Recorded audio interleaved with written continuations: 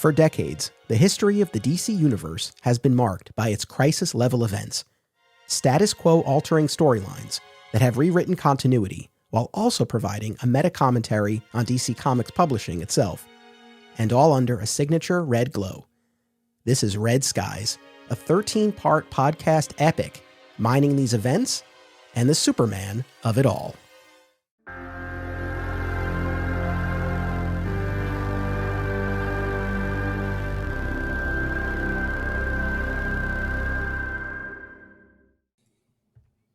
Welcome to Digging for Kryptonite, a Superman fan journey. I'm your host, Anthony Desiato. This is Red Skies, Chapter 11.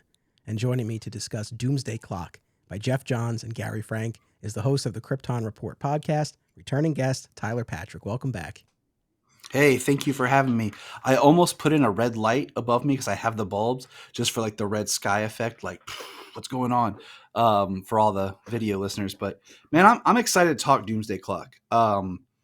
It's definitely a book that I've been wanting to get back to, and I'm glad that we're doing this. Me too. From the start of this podcast, I knew we would get here to Doomsday Clock eventually, given the role that Superman ultimately plays in the story. I wasn't sure exactly where it would fit, and I'm glad that this is where it landed. It feels right, and I too have been looking forward to this. And even more so, since this is sandwiched in between metal and death metal. And by this point, people have heard our metal episode. I was not the biggest fan. As you and I are recording this, I'm in the process of reading for death metal, and similarly, I found it to be kind of a tough go. So to sort of have this palate cleanser in between, I'm very grateful for that, and I'm so happy to have you here and to be able to talk about this. And as always, there is a ton to unpack, and we'll get into all of it. But I guess a couple of big picture questions for you. Number one, you know my answer to this because this is chapter 11 of our crisis event here. But in your mind, do you equate Doomsday Clock with the other crisis level events in the DC universe, or do you see it more in its own category? It's tricky because it was designed to be a much bigger event than what it became. Like you just said, it fell between metal and death metal, which the metal events were the crises that no one saw coming. I think Doomsday Clock is almost like you have metal and then you have death metal. Doomsday Clock is almost like the death metal to Flashpoint, but it's kind of retconned in there with how they did it in Rebirth. And because I don't know what happened with the release schedule, Doomsday Clock kind of got pushed to the side of it's supposed to be continuity, like mainstream continuity.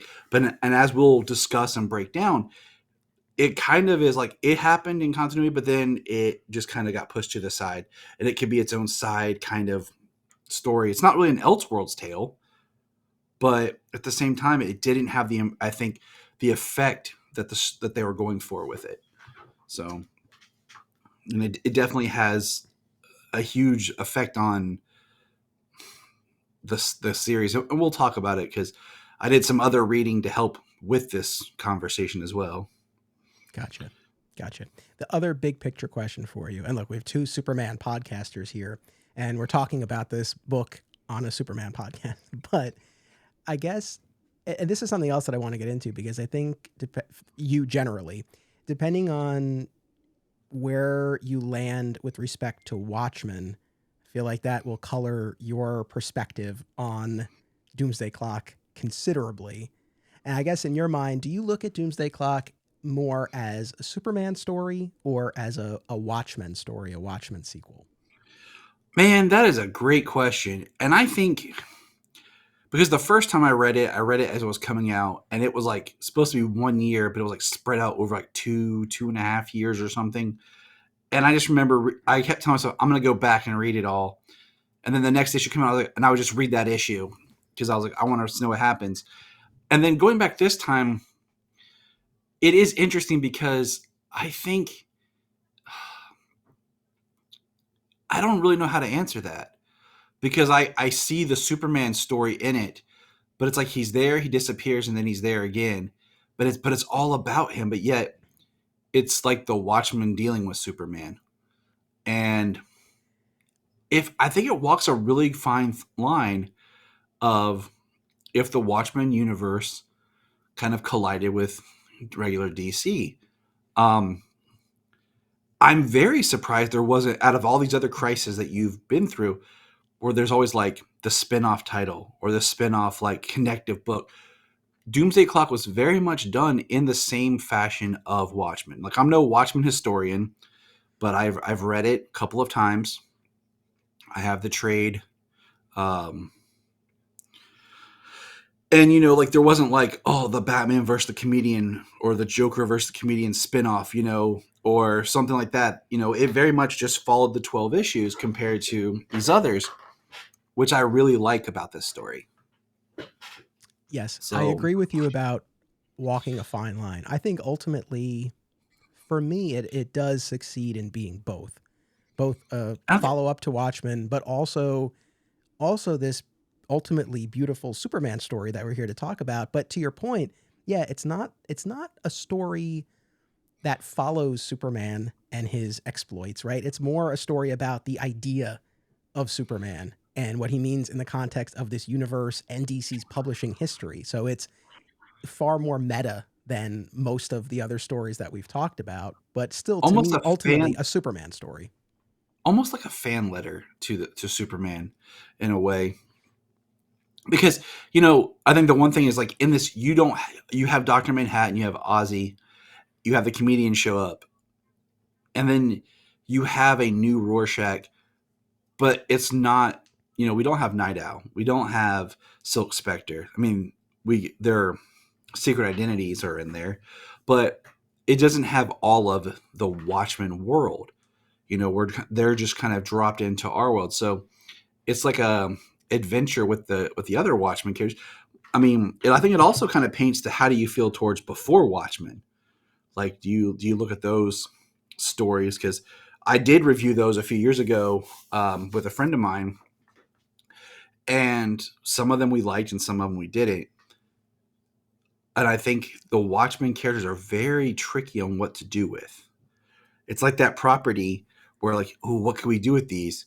But you can't really do that much. And I think Doomsday Clock found a way to do something with them that still honored the original Watchmen story and really didn't take away from that. But some people will argue either way. But That's the thing. I know people will feel very strongly in the opposite direction. And I do want to give some time to that perspective because I do get it. And I do think there is an argument to be made on that side. So I can't imagine there are many DC Superman fans listening to this who aren't familiar with Doomsday Clock. But like you said, this is this 12-issue miniseries by Geoff Johns and Gary Frank that brought the Watchmen characters into the DC universe. And by the end of the story, it revealed how Dr. Manhattan had manipulated the DC timeline following the Flashpoint. So we read Flashpoint, and at the end of it, it seems like it's Barry Allen's ineptitude that causes this new timeline, this new revised with history.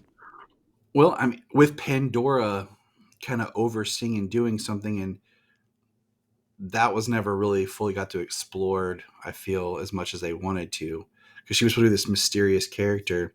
Yep. But I never really gave Barry Allen the benefit of the doubt when it came to Pandora, even though I know she was there in that double page spread as he was fixing, quote unquote, fixing the timeline. I still laid the blame at the feet of Barry Allen. But in any event, so did I. So did I. but but beginning with the Rebirth special and then continuing through this, we see the role that Dr. Manhattan played in changing the history of the DC universe, resulting in the new 52 timeline. And by the time we're done with Doomsday Clock, that pre 52 timeline has been restored, more or less, I suppose, but we can get into that.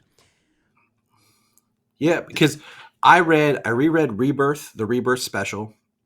I had reread The Button a few months ago, and then I reread the last chapter in the Superman Reborn book, Mm-hmm. because I feel like all those play into this. Um, the other thing that I know you're not there on the podcast, maybe you'll get to it one day, but what was done with Doomsday Clock is similar to how I feel about what they did with Three Jokers, where it's teased, it was supposed to be continuity, but it took so long that they kind of made this side story that told that story, that if you want it to be in the main canon, it can, or it's this side story. Because that's stuff that Geoff Johns was setting up that just took forever to happen. Yes. So in terms of delays, absolutely.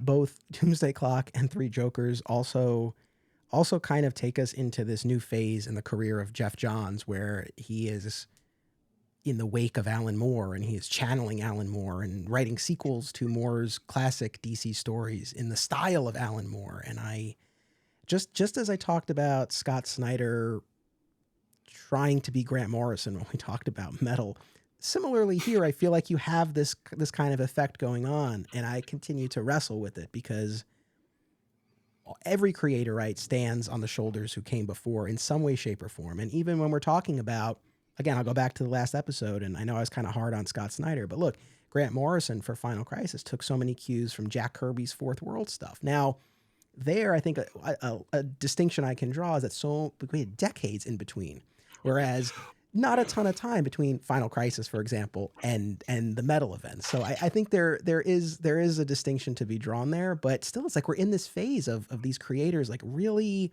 really channeling their predecessors in a way that I think is more pronounced than we had seen before. I think in the same vein, we're in this phase of these creators and these creative teams and trying to who can outdo each other's crisis. Because as you've proven on this podcast, like you had these long periods of time, and now it's like every 3 years or every 2, like they're like, this is some crisis level event. This is something that's happening here. And then the next writer wants to kind of undo what was done and do the new crisis. I mean, we just had death metal, whatever I have the poster hanging up here, but whatever the Infinite Frontier was supposed to be, Doomsday Clock, and then Dark Crisis, and anything else I might be missing. Even recently, the whole Lazarus thing was kind of like this, like almost like a mini crisis, midlife crisis. That's the DC book I'm waiting for is Superman Midlife Crisis. So. Well, at a certain point, you'll see everything. But going back to the publishing history of this, I do want to talk about this because from a personal standpoint, Doomsday Clock really, really holds a special place for me. So the first issue was published in November 2017, and it was originally intended to be monthly. At a certain point, they officially shifted to a bi-monthly schedule, but even then, I don't think it hit that. So issue 12 did not come out until over 2 years later in December 2019. And I knew my life changed vastly in between those issue 1 and issue 12, far more than you would expect from what was meant to be a year-long story. So when issue 1 came out, and I was at All Yeah Comics for the release party for issue 1 and issue 12. So I started and ended in the same place at All Yeah Comics in Harrison, my local comic shop. And in November 2017, I had just successfully kickstarted what would become my 4th documentary film, My Comic Shop Country. So that fall, I ran the Kickstarter campaign. And for anyone who has done any kind of crowdfunding, you will know exactly what I'm talking about. It is a beast of a project. And I was so happy and proud and relieved when the Kickstarter succeeded and it concluded. And that November-December stretch was kind of like the in-between, right? The Kickstarter was done, but I was purposely, because I knew the making of the movie would be its own beast of a project, and it was fun, but it was a ton of work, and I knew that was coming. I knew that was on the horizon. So I said, okay, well, late fall through the holidays, just take it easy, relax, decompress. And so I remember being at All Yeah for that first issue, just kind of basking in the success of the Kickstarter and not yet feeling burdened by the weight of making the movie. So it's kind of like the perfect in between. By the time December 2019 rolled around, not only had I completed the movie, I had, I think, found my distributor at that point. So I knew the movie was coming out. And most importantly, we had become parents. And when issue number 1 came out, it wasn't even on our horizon. It's like, it's sort of like, yeah, maybe at some point. But I mean, we were not really thinking about it. We're not planning, nothing like that. So much changed between those 2 nights at All Yeah Comics for me. And that's amazing how something small that people be like, what? But like something that you think about, I look at it kind of, it was a similar kind of experience of just like when Man of Steel came out, what I was doing.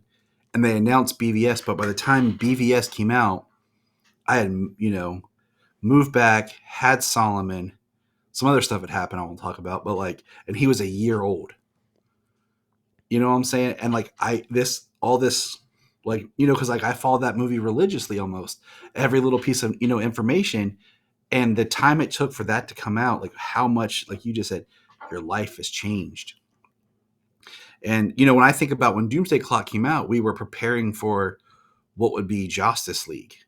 Yes, Like it was yes. like this, like the Justice League movie is coming and all that, And I remember the year after that we did a commentary on Justice League. Me and James did, and we even mentioned how we were still reading Doomsday Clock, waiting for it to finish. And I think about like where my life was when that first came out, and then when it finally ended, was like a completely new life. Almost. I mean, December of 2019, like Doomsday Clock finished before the world went to doom. I know. We I were in the know. crisis. We were in the crisis on CW. Um, by the time that came out, so it is fascinating how much happened, and it's part of maybe why I didn't enjoy the story as much the first time, because I think maybe one or two issues may have come out in that bi-monthly schedule, because I remember when they got shifted to that. But then it just became, I just remember going to the comic book store and randomly, oh, there's a Doomsday Clock issue. Cool. Like it wasn't even on my radar. I wasn't keeping up with when it's coming out. I just would show up and there it is in my pull. I remember I read that first issue as soon as it came out, and I did an episode on my other podcast, My Comic Shop History, again, years ago now, just on that first issue, not knowing what was to come. And then, if memory serves, I think I basically just kind of let the issues stockpile. I would buy them and bring them home and just kind of put them on the pile. And it wasn't until pretty deep in where I actually sat down and read them in a row. And I think it was maybe a little bit before the final issue came out. And I just remember saying, "Wow, this is not what I was expecting, but in a great way." And the statement that it ultimately makes about Superman, how this entire metaverse, but how this entire DC universe revolves and forms around Superman and responds to him and changes in his history. And even more importantly than that, and I know I'm jumping to the end of the story, but the effect that Superman has on a character like Dr. Manhattan and putting those two characters in contrast to each other, it was just I was so struck by it, and even more so in rereading it. And honestly, I reread it a few nights ago, and we ended up pushing our recording date a little bit. We had stuff going on, and so earlier tonight I took a little time just to flip through it one more time because it'd been a few nights, and I was like, let me just look through it again, and man, I'm tearing up. It's like I'm tearing, especially when I'm in that last issue and Dr. Manhattan is talking about the nature of Superman Yes. and just this core idea that no matter what changes, right, we always have the rocket arrives, a child is loved, Superman is made. And it's that elemental distillation of the entire mythology, not unlike what Morrison and Quitely do at the beginning of All Star Superman, Doomed Planet, Desperate Scientist, Last Hope. For everything else that swirls around when we talk about Superman, we talk about timeline and continuity changes, when we talk about these events, this core fundamental idea that he is loved and he returns that love to the world, and that's Superman. It's like it's so beautiful. I'm like tearing up as I'm Oh saying no, it, but no. I'm with you because it's it just proves how basic the character is without getting into a lot of complex. And like you said, it was a surprise on how it ended, because I always thought like Dr. Manhattan versus Superman in a fight, that's stupid. Because the whole point of Dr. Manhattan is he's like a god that, he could have just, evaporate Superman if they were going to fight. But the ideology and the representation of what Superman means is much more important to Dr. Manhattan than. And it kind of goes back to how Dr. Manhattan in Watchmen appreciates the comedian and appreciates Laurie. And that scene where he's like, when he looks at her and he finds out the comedian's her father, and he's like, through all of that, it brought you. And it's kind of like, it made me think of that, like when he's looking at Superman, like through all this, what he represents there. And I think we're going to have this conversation. I think we could wait a year and have it again, and we would still find new things to talk about from this book. That's probably true. And it's funny because, you mentioned a couple of times about it's Doomsday Clock's sort of nebulous place within continuity, especially sandwiched between these death metal events. And while I still have not finished my death metal reading, I will by next week. Uh, my understanding is that Snyder does reference Dr. Manhattan's role in things. So it's not like it's not acknowledged in any way, but certainly I agree with you. I think the way it was maybe originally set up and intended to play out across the DC universe, maybe not necessarily what it ended up being, but Well, it's like it's one of those things that it doesn't matter, right? Like we hold this book and we read it and it has meaning for us and we'll take it for I what it is. the biggest thing I'll point out is because it's all about Superman. Like what he means is if you look in the front pages, and I shared my tag on your social media, and it was on the app too. The drawing of Superman and the hint that he's meeting Doctor Manhattan is his reborn costume. Okay, because that's what he was wearing when this book started. By the time this book comes out, it already become the Bendis where he brought back the trunks and changed the costume. So when Superman shows up in the suit in this book, he's already in that Bendis timeline, if you will. So we're already there because that just kind of tells you where they had to make shifts and change of how Superman's presented because he started where he was at the time in their continuity, and then he ends where they are in their continuity without anything really happening in between. So Yeah. that just kind of gives you a hint at how long this took and how other books just kept going and didn't really wait for their stories to begin. Yeah, I mean, I feel like in terms of real sort of tangible outcomes that then you do see reflected in other books, the return of the Justice Society, although I know they came back in Snyder's Justice League run. I haven't finished that arc yet, so I don't know how that plays out. But I know at least temporarily they came back there before they came back permanently here. But most importantly, I suppose Ma and Pa Kent, right, which we get at Yeah, the end of here, which and then I of course haven't would continue to be read. utilized in other stories. I haven't read Bendis's run since it first came out. Mom and Pa were there, weren't they? I think I don't know. Like you read it more recently than I did. I did, but Um, to be honest, I don't. Certainly not for. It hasn't been that long, but already I forgot. it Certainly, just I know them being there in the Philip Kennedy Johnson and Tom Taylor era. exactly, yeah. So yeah, okay, we'll just roll with it. But Yeah, and but to your other point, the fact that this didn't fall into the the structure of other events in that it was contained, right? And I think even delays and everything else aside, it seems like it was always intended to be this. There never seemed to be yeah, any even hint or whispers of, oh, we're going to have spin-offs and tie-in miniseries and one-shots. It seemed like it was always meant to reflect, again, the original Watchmen with this 12 issue self-contained. It has matching trade dress. I've seen it on bookstores, on shelves at bookstores, and they line up next to each other. And it seems like that was kind of always the intention with this. And having look, we've had a lot of fun with some of these other events that do have tie-ins. There are other instances where it's gotten a little bit tedious and a little bit kind of like overkill. So again, I think there are places for it, and other times where maybe it's best to really just drill down on the core story. I think this is one of those instances. So I'm really glad that they just focused on these 12. And going back to what I was saying before, I feel like where DC succeeded with this, and again, I know people will disagree, but I do think, again, seeing it on the bookshelf at stores and seeing Watchmen and Doomsday Clock, I think this is something.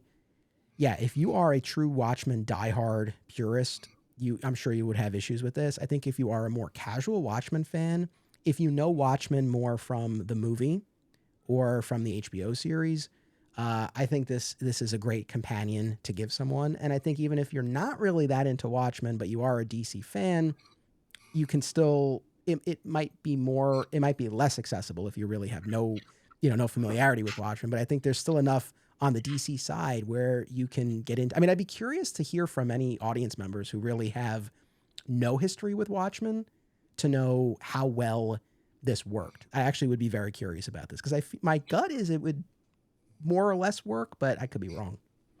you and I were both.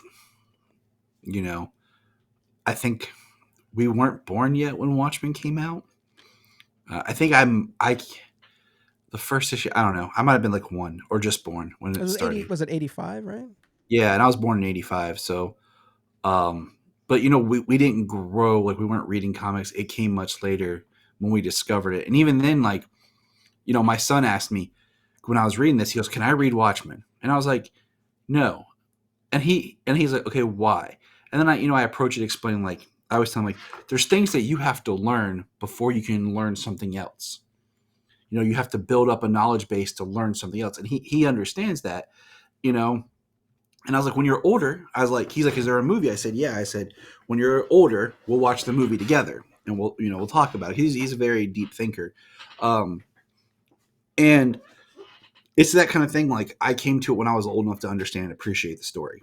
I'd also built up a history of reading comics, so when we got to this idea of the deconstruction of what the heroes are, I could appreciate it. I think there's also a humorous in the background about Watchmen coming into the DC universe, since the fact that they are originally Alan Moore wanted to use the Charlton characters that are DC characters to do this story, and they're like, no, don't use those, make your own. And then he just basically copied them and made new characters that resemble those characters.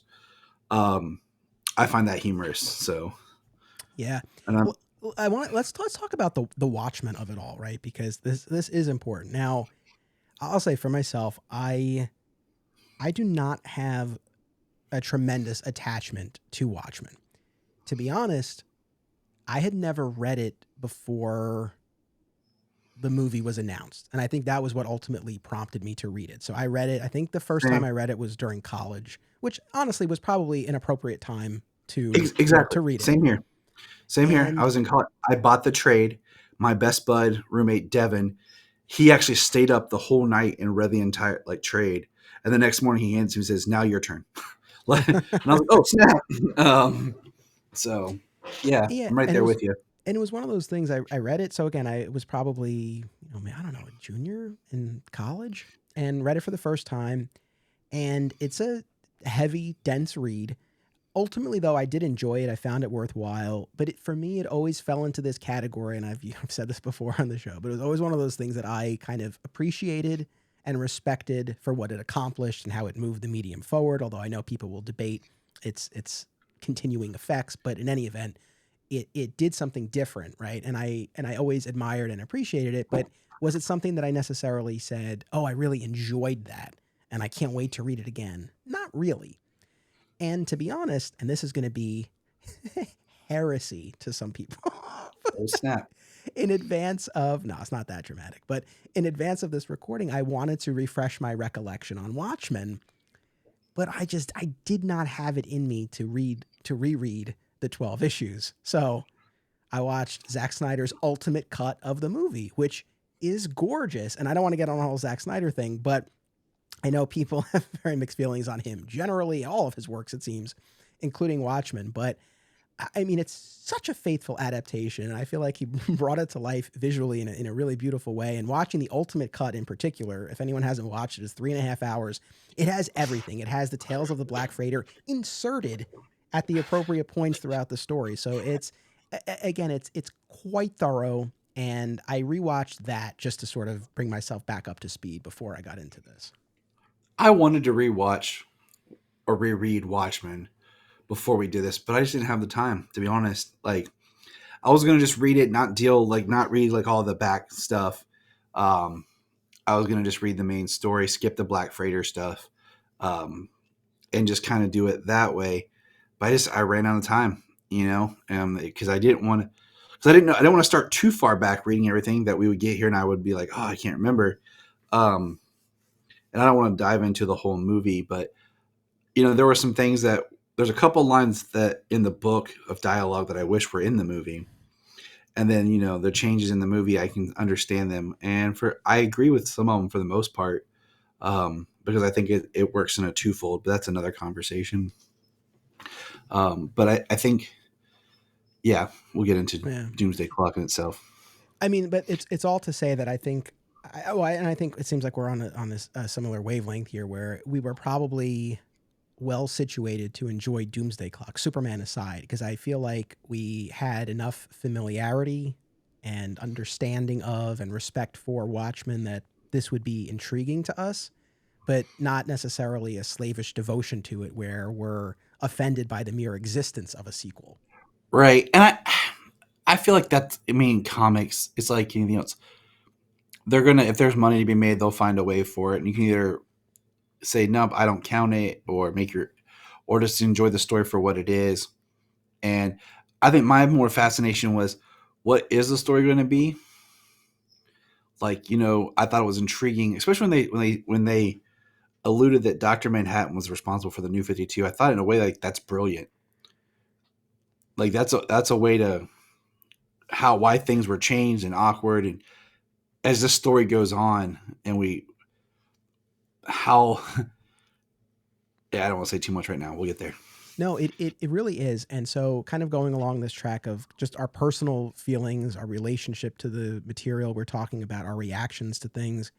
So, I talked about where I was when Doomsday Clock 1 and 12 came out, but I'm going to go back even further. I'm like Dr. Manhattan here. It's, it's November 2017. I'm at All Yeah Comics now. It's March 2016. I'm at Spider's Web in Yonkers, New York.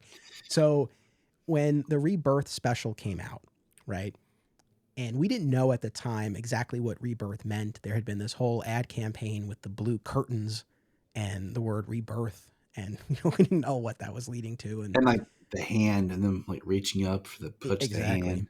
And so there was this rebirth one shot that Geoff Johns wrote that kicked all of this off and showcased the return of Wally West. He had been lost out of time, trapped in the Speed Force, trying to make his way back. And he does, not only does he make his way back, but he comes back, the messenger, with this critical information that there was someone else. There's this unseen outside force that was manipulating time, right? And at the end of that rebirth special, we see Batman find the button from Watchmen. And then we have our little epilogue, and we're on Mars, and we're seeing the watch be put back together, and we're seeing the captions from Watchmen about nothing ever ends. And then you turn the page and the clock is ticking across the DC universe, and you're like, what the heck? What is this? And then you get the blue. It shifts, the captions shift to being blue, the last one, just like the way Dr. Manhattan's was.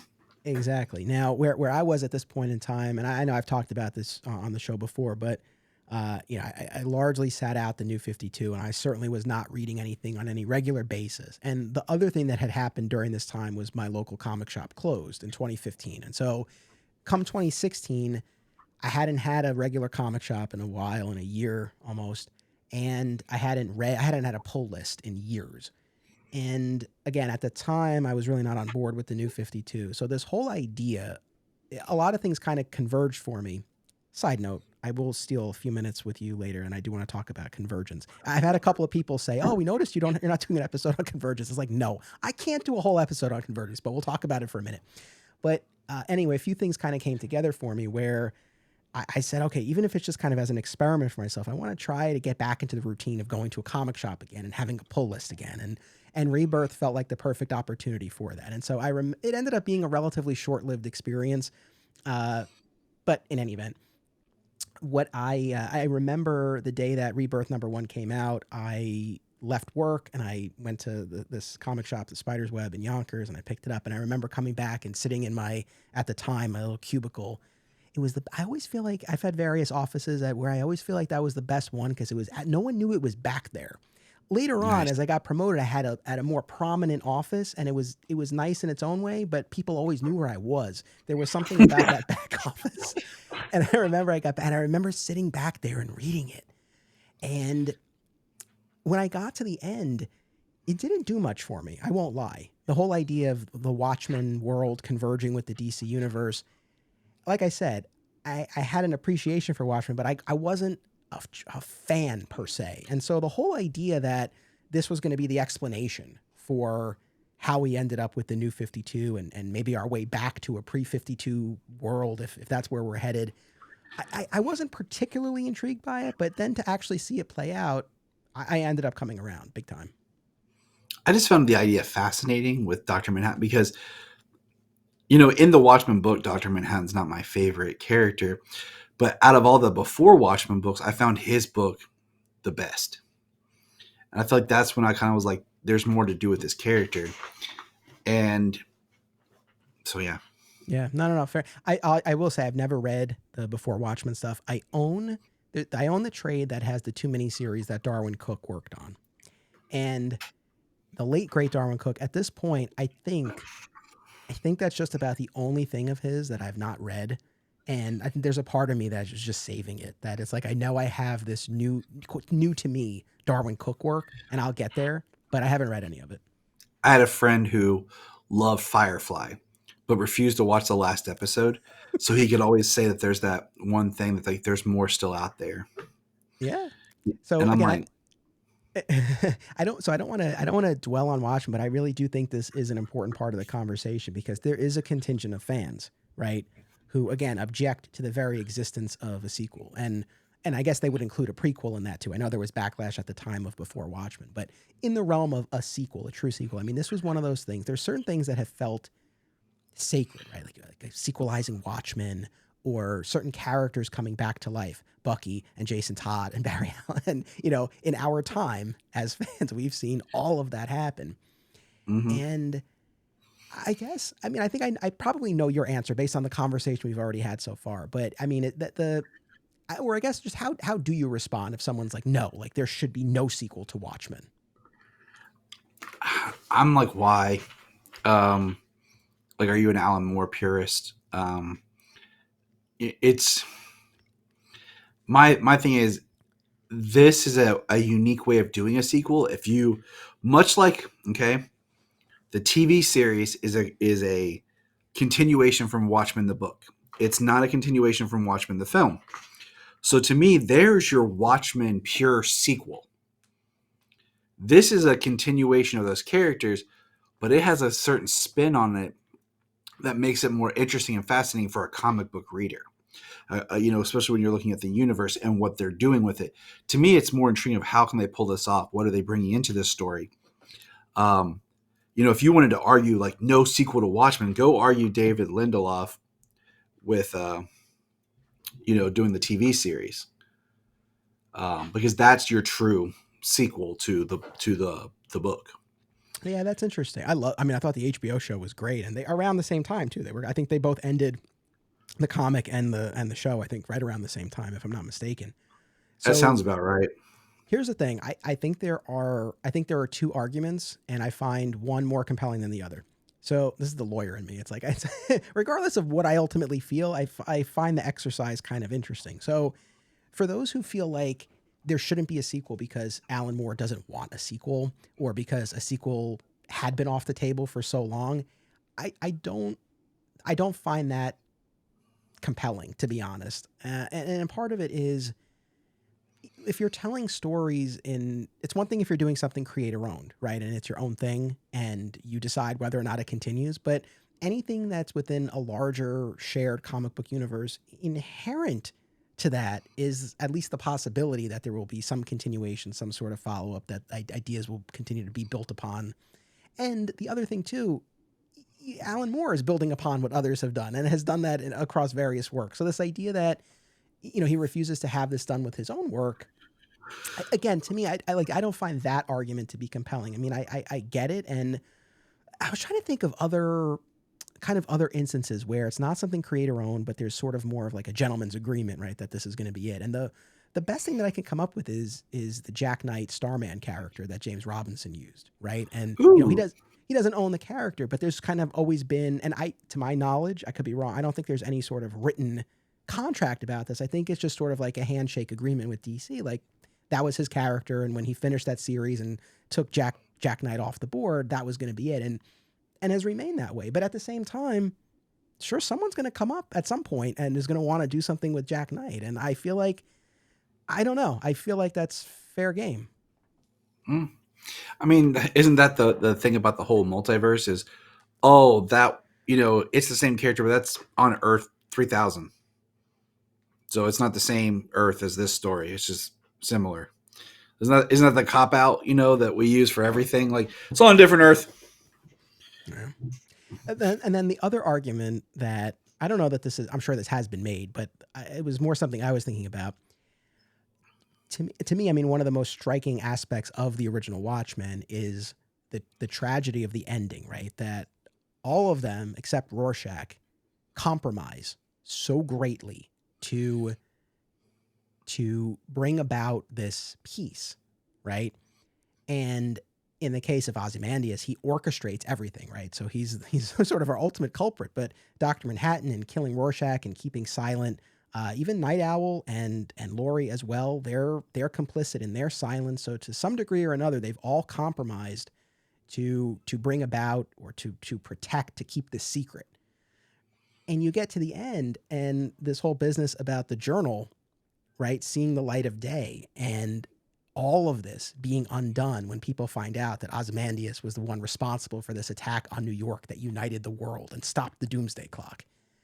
And I think there's something to be said for not seeing what happens next, right? Like, I feel like that's kind of the point. You get to the Yeah. end, and it's like we've gotten through all of this, and we have this piece, but it's hanging on by a thread, and this journal is going to undo all of it. So to then see that, part of me feels like, yes, that does kind of undermine the original work to an extent, where maybe it's more powerful, it's more impactful, kind of in the not seeing, but knowing, the tragedy of knowing where it's going. So at the same time, do I think that should have prevented Doomsday Clock? No, I don't. But I think, to me, that's kind of the best argument against doing it. My thing is, even then, you could do Doomsday Clock with Dr. Manhattan without really going back to the Watchmen world. You didn't have to pull, because basically, Dr. Manhattan brings the comedian back to life. He pulls him from time, and you could have done something like that with Adrian and stuff. So you didn't even have to show the Earth of the Watchmen Earth if you didn't want to, because they set it up in the book where Dr. Manhattan leaves. He says he's going to go explore other universe, and maybe he'll even create life somewhere. And that's kind of where this picks up, where Dr. Manhattan goes somewhere else. Yeah. So, you don't have to, dip back in there. And I feel like the reading it again and thinking about it, what if you were to tweak it now, the idea that Ozymandias, Adrian Veidt, is revealed to be the culprit, and touch on how we live in such a world with fake news and we can't trust anything. Like, this source, should we be investigating Adrian? He's such a great citizen. This source is just a journal of a madman. Like, it's not, it's no big deal. Like, I think that resonates more with our culture and times. So if you wanted to see what happened next, kind of thing, like there. But yeah, I think you could have done Doomsday Clock, and it didn't have to necessarily be the Watchmen part, sequel to Watchmen, as much as it's the sequel it's where Dr. Manhattan went after he left. I hear you. Yeah, you're right. They could have gone that route, but instead we open in the world of Watchmen, right? And we see once again now the world on the brink of war. It's November 22nd, 1992, and November 1992, of course, the death of Superman. So a very significant date. I did find it very interesting that it picks up in the 90s, 92, and it makes I'm more fascinated, like, why so long? Like, how long did it take for Rorschach's journal to get out there? I think it took. I think the idea is that because it was sent to this New Frontiersman, right? This fringe publication. So I think the idea is that it wasn't like, oh, they printed this and instantly everything was undone. I think it took a while to catch fire, and the government investigated. And so I think it was kind of a slow burn, and I think that accounts for the amount of time that's passed. And so the world once again now is on the brink of war, and as the bombs start dropping, we have Ozymandias, Rorschach II, and Mime and Marionette on their way to our world, combined Earth and world, to our world to find Dr. Manhattan, this godlike being who they hope will be able to save their world. And like you said, had departed the Watchmen universe after he had discovered Ozymandias' actions and ended up, again, participating in it. So a few questions. One, I think a theory at the time among fans, and I think there are even hints of it in the books, when you look at Rebirth and the Button and And we touched on the button a little bit when we did our Flashpoint episode. There wasn't really a ton to be had there, but a little bit of connective tissue between Rebirth and this. Uh, but between those stories, I think there was this theory that Dr. Manhattan had come and either created the DC universe and or was someone in the DC universe in disguise. Are either of those theories something that you ever thought about, or something that you think would have been intriguing to explore? Well, I mean, I think the biggest thing is, one, I don't like the idea that he created the DC universe. I think that short changes and cheapens everything. Um, I think, there was that whole like, because at the time we had the Doctor Oz going on in Oh Rebirth, yes. and there was the idea that that was Ozymandias, or maybe that was Doctor Manhattan in disguise. Those were the two that I heard. I kind of thought it was Adrian, at first. Um, but I mean, I think having I mean, if you could have dug into some history and find some like character in the background of comics and pull from panels, like some just generic character that's kind of been there, would have been amazing. Like that was Dr. Manhattan the whole time observing. That could have been cool. Um, but yeah, I mean, I think there's evidence that it could have been, but yeah, I like where they went with it. I do too. I'm fine that they didn't give credence to those theories. And Mr. Oz, we talked about it when we talked about the Jurgens Rebirth run. The ultimate reveal that Mr. Oz was actually Jor-El, plucked from Krypton, moments before its demise. I was not a fan then. I'm not a fan now. And I know there's been a lot of speculation about whether or not Jor-El was the original intention, was originally intended to be Jor-El, or if maybe Ozymandias was the initial plan and it changed, and whether it was Geoff Johns or DC dictating the shift. I don't know. I don't know if we'll ever know, but reading it I don't know. A lot of this is colored by the fact that I really don't like what they did with Jor-El in that role. So it Yep. feels so wrong to me that it feels like that cannot have been the plan. But I Yep. don't And know. a lot of it is I feel like Bendis just kind of like came in and swept it up under the rug. But that's another conversation breakdown of how they ended the Jarell of it all. So I mean, that's the thing. Again, we have the Geoff Johns written Rebirth special, and then we have that 4-part button business where Reverse Flash shows up in the Batcave and he takes the button, and he ends up on this other world with the blue light, and he gets vaporized, and Barry and Bruce are tracking him. They end up in the Flashpoint world. They have the very tear jerker of a moment with Thomas Wayne. Then they're back on the cosmic treadmill. There's this brief flash, no pun intended, where Jay Garrick materializes, but there's not enough of a connection there for him to hold on. And then at the end, we see the blue fingers holding the button, and we get the double page tease of Doomsday Clock coming November 2017. Right. So again, it's a cool story. Again, I think it fit well in our episode on Flashpoint, to kind of continue the Thomas Wayne thread, and it was cool to see Barry and Bruce team up. But that's kind of it. It's a long-winded way of saying that between the button and the Oz effect, again, this occupies such a weird space because with those stories, it has kind of the the markings of a traditional kind of crisis event. But then again, Doomsday Clock ended up being very much, very much its own thing. And I think reading it in a vacuum, it's beautiful to me. I think trying to read it more in the context of these other stories, and then certainly in between the metal events, it gets very jumbled. I feel like in my head canon, Doomsday Clock takes place before Metal. It just came out during. So like I feel like it takes place and then some time goes and then Metal. With Doomsday Clock, I would recommend reading just the Rebirth one-off. Yeah. I feel like there's a lot of really good setup in there. I mean, you don't need it, but it's some really nice setup to really help connect to what this is trying to accomplish.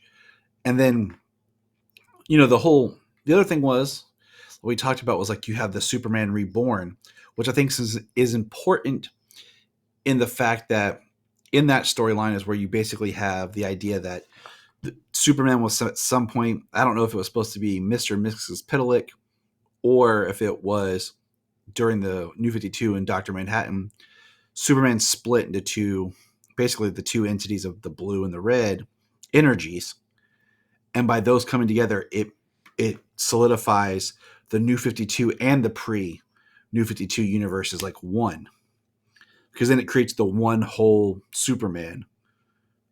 So it's no longer the post crisis or the New 52. It's now this one Superman that's both, and that's kind of because of the Superman core that Doomsday Clock is. That I think that's what's important to think about with that story. Is now you have this pure kind of all history matters for Superman. It's all one character, but yet he has done it all somehow. Hyper Somehow, time. but do we include the relationship with Wonder Woman? I wonder about that. Hyper time. I'm just saying it happened, but somehow it didn't happen. It happened, whatever. But I just Also, think it's an important of where that character gets to, because then when we get in here, like it is weird because I'm checking something. I don't keep going. I'm looking for something. no, so the reborn aspect is interesting, and this is as good a point as any to talk about convergence. So again, so convergence, for anyone not familiar, was this 2-month event that in the industry was kind of known as a quote unquote band aid to cover DC as they were moving offices from New York to Burbank. And the idea was they would have this event run for 2 months in lieu of their regular titles so that they had product flowing while they were in this state of transition, moving offices. I've not read it. The only thing that I've read is the 2-parter by Dan Jurgens and Lee Weeks, right? Where Mm-hmm. we catch up with the pre-Flashpoint, pre-52 Superman and Lois, and where they have their son, John. And my understanding of this event from that limited reading and just from Wikipedia is that the gist of the story is Brainiac has plucked various characters from timelines that are no more, and he's placed them in these domes and made them to do battle with each other. Is that correct? I mean, basically, if you think of Brainiac as Galactus, he has his herald Talos, who basically is like the Silver Surfer. And basically, yeah, he plucked cities from timelines before they were destroyed.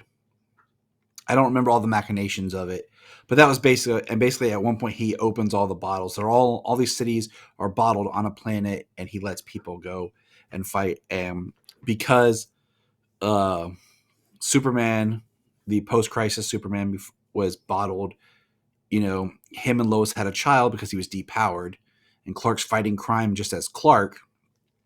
Then it's been a while. I mean, it's been a while since I've read it because once again, in there, Thomas Wayne Batman is there because the Flashpoint. There is a city of Flashpoint because it's actually Thomas Wayne who is the doctor that's there when John is born.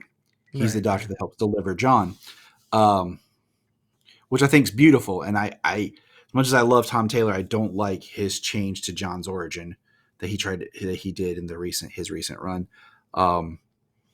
So that's kind of the thing. And at the end of it, after everyone battles, is they're creating a new Earth 2, and they're sending a bunch of the characters to that new Earth 2 because if you read Earth 2, like, Superman died, and then eventually Val-Zod became the Superman of that Earth. So they're sending them back, the planet and everything, a lot of the characters. But Superman, Lois, and John, baby John, are sent kind of back in time to the main Earth. And then we have that whole mini where they're on our Earth, but he's not coming out as Superman. He dons a black costume, grows a beard, and he's doing Superman things without being noticed because he's letting this world Superman grow because he's much younger. And they're Lois, Clark, and John White. And they live on a farm in New York. And she's Writer X. It's a great miniseries by Jurgens, Mm-hmm. but they're doing that, and then the whole thing is, basically, the New 52 Superman dies, and then all of a sudden, when Rebirth is starting, this other Superman shows up, and he's Superman, but yet he doesn't have the history with Batman. He doesn't have the history with Wonder Woman.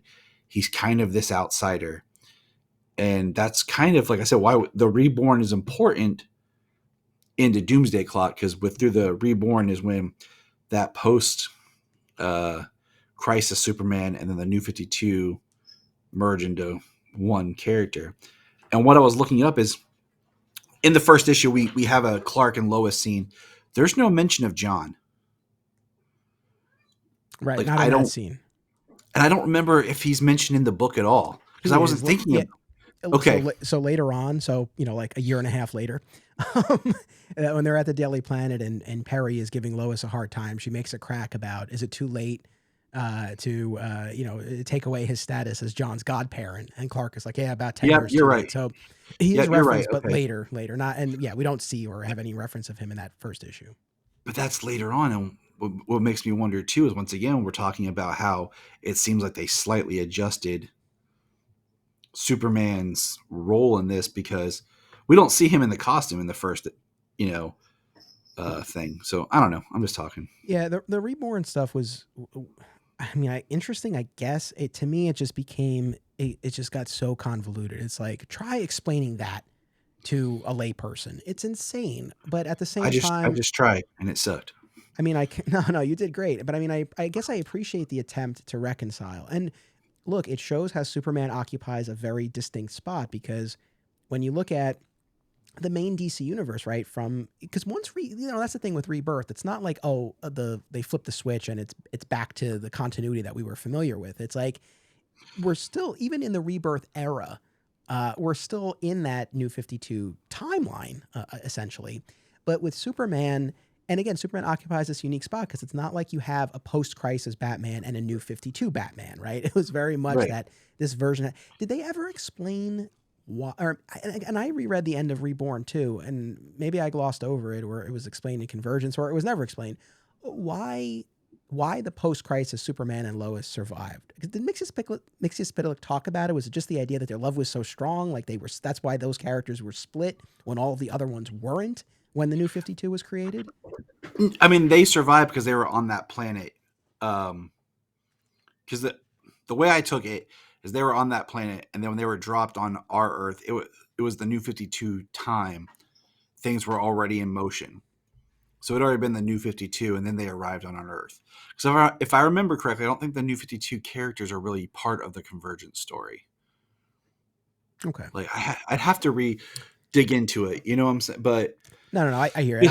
And I'm putting you on the spot with this, so I appreciate what you remember.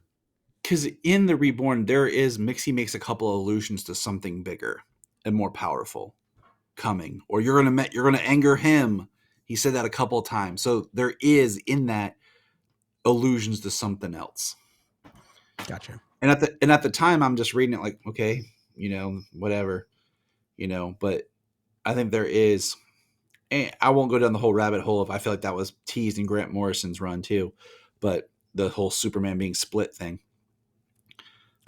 In Doomsday Clock, it's not until issue 7 that Dr. Manhattan really enters the story, but that's where we get the first hint, more than a hint, of what he actually did to change the timeline. And over the course of the rest of the issues, particularly issue 10 and issue 12, it becomes much clearer exactly what he did and why he did it.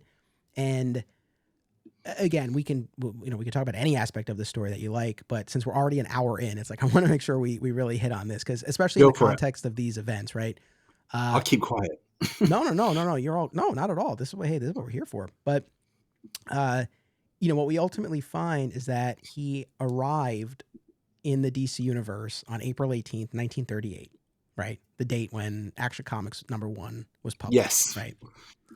And he sees Superman debut, and he sees the formation of the Justice Society and all of that. Then he sees that the timeline has shifted, and now Superman's arrival is 1956, right? The dawn of the Silver Age. And then later it's 1986, right? With John Byrne's Man of Steel, post-Crisis on Infinite Earths. And then later it's 2006 and Secret Origin with the, post-Infinite Crisis. And so he recognizes that there are these outside forces, and he even name checks them in one of the panels where he references, I think, the Anti-Monitor and Extant from, from 0 Hour and Crisis. So he recognizes that Superman's timeline is affected by these outside forces, but that the universe reforms around him essentially, right? And that he's at the center of it. And it sparks ultimately this curiosity about Superman's role in this universe. And out of this ultimately cold curiosity, it seems, right? He takes it upon himself to experiment, to tinker, to, I forget the exact line, but it's something like to change the past to challenge the future or something, something Yeah. to that effect, right?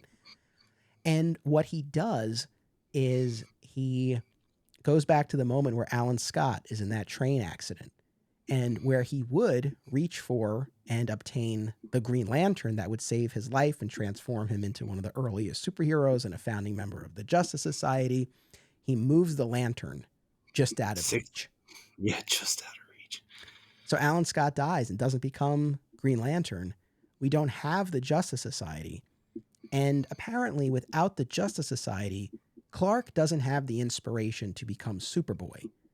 And absent Superboy, of course, we'll no longer get the Legion of Superheroes in the far future, but more immediately, he won't be there to save Jonathan and Martha when they're hit by a drunk driver and they'll die. And of course, as we've talked about so many times, that was one of the, defining, characteristics and distinctions between the post-crisis and the New 52 Superman, the fact that Jonathan and Martha had died here. And so that kind of shows, again, exactly what those machinations were, what he did in order to enact the changes that he did. So that's just kind of an overview of it. But I mean, I guess just, when you first read it and now upon reread and everything, I mean, just what is your reaction to exactly what he did and the effects that it had? Did it all track for you? It did, because I think they do a really good job of like how little things build, and they find a way to make it work to why this happens, that this happens, and this happens. And the idea of like because they talk about the Superman when he, basically the New 52 Superman being a little younger, a little more angrier, but still represent that hope and that light and what he does. And, by removing Ma and Pa at a younger point, both of them, how does that affect Superman? How he still comes out to be, himself. And I'm flipping through right now, just looking for some of those panels to back up what I'm and everything. I think it makes sense. Like him just tinkering with time. I mean, it's a great way of explaining like little inconsistency in writing, or little inconsistencies in just like the overall storytelling. Um, but I just find it works. I mean, in the overall narrative of Doomsday Clock, the thing that I question is, I feel like, where is the moment before? We're talking about the Superman aspect so much, but where we jump into this, where the world is, and even where Batman is, where so many people are against him, is like, I was trying to figure out, where does that fall in the timeline?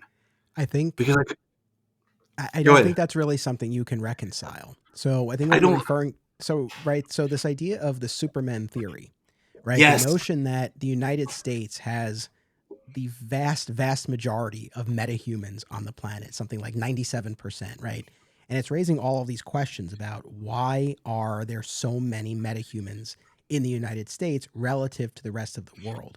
And this Superman theory, seemingly backed up by secret documents, supports the notion that the government is creating metahumans, that many of these characters, and Firestorm most notably, wasn't an accident. It wasn't an accident, but was rather this calculated, planned maneuver, right, to create superheroes, right, by the government.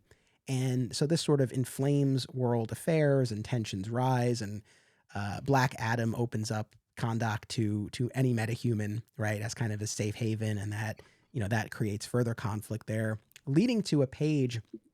So there's this moment where Firestorm goes to Russia, right? Because the superheroes there have been calling him out, right? And they kind of corner him, and he loses control of his powers, and he turns all of these civilians to glass, right?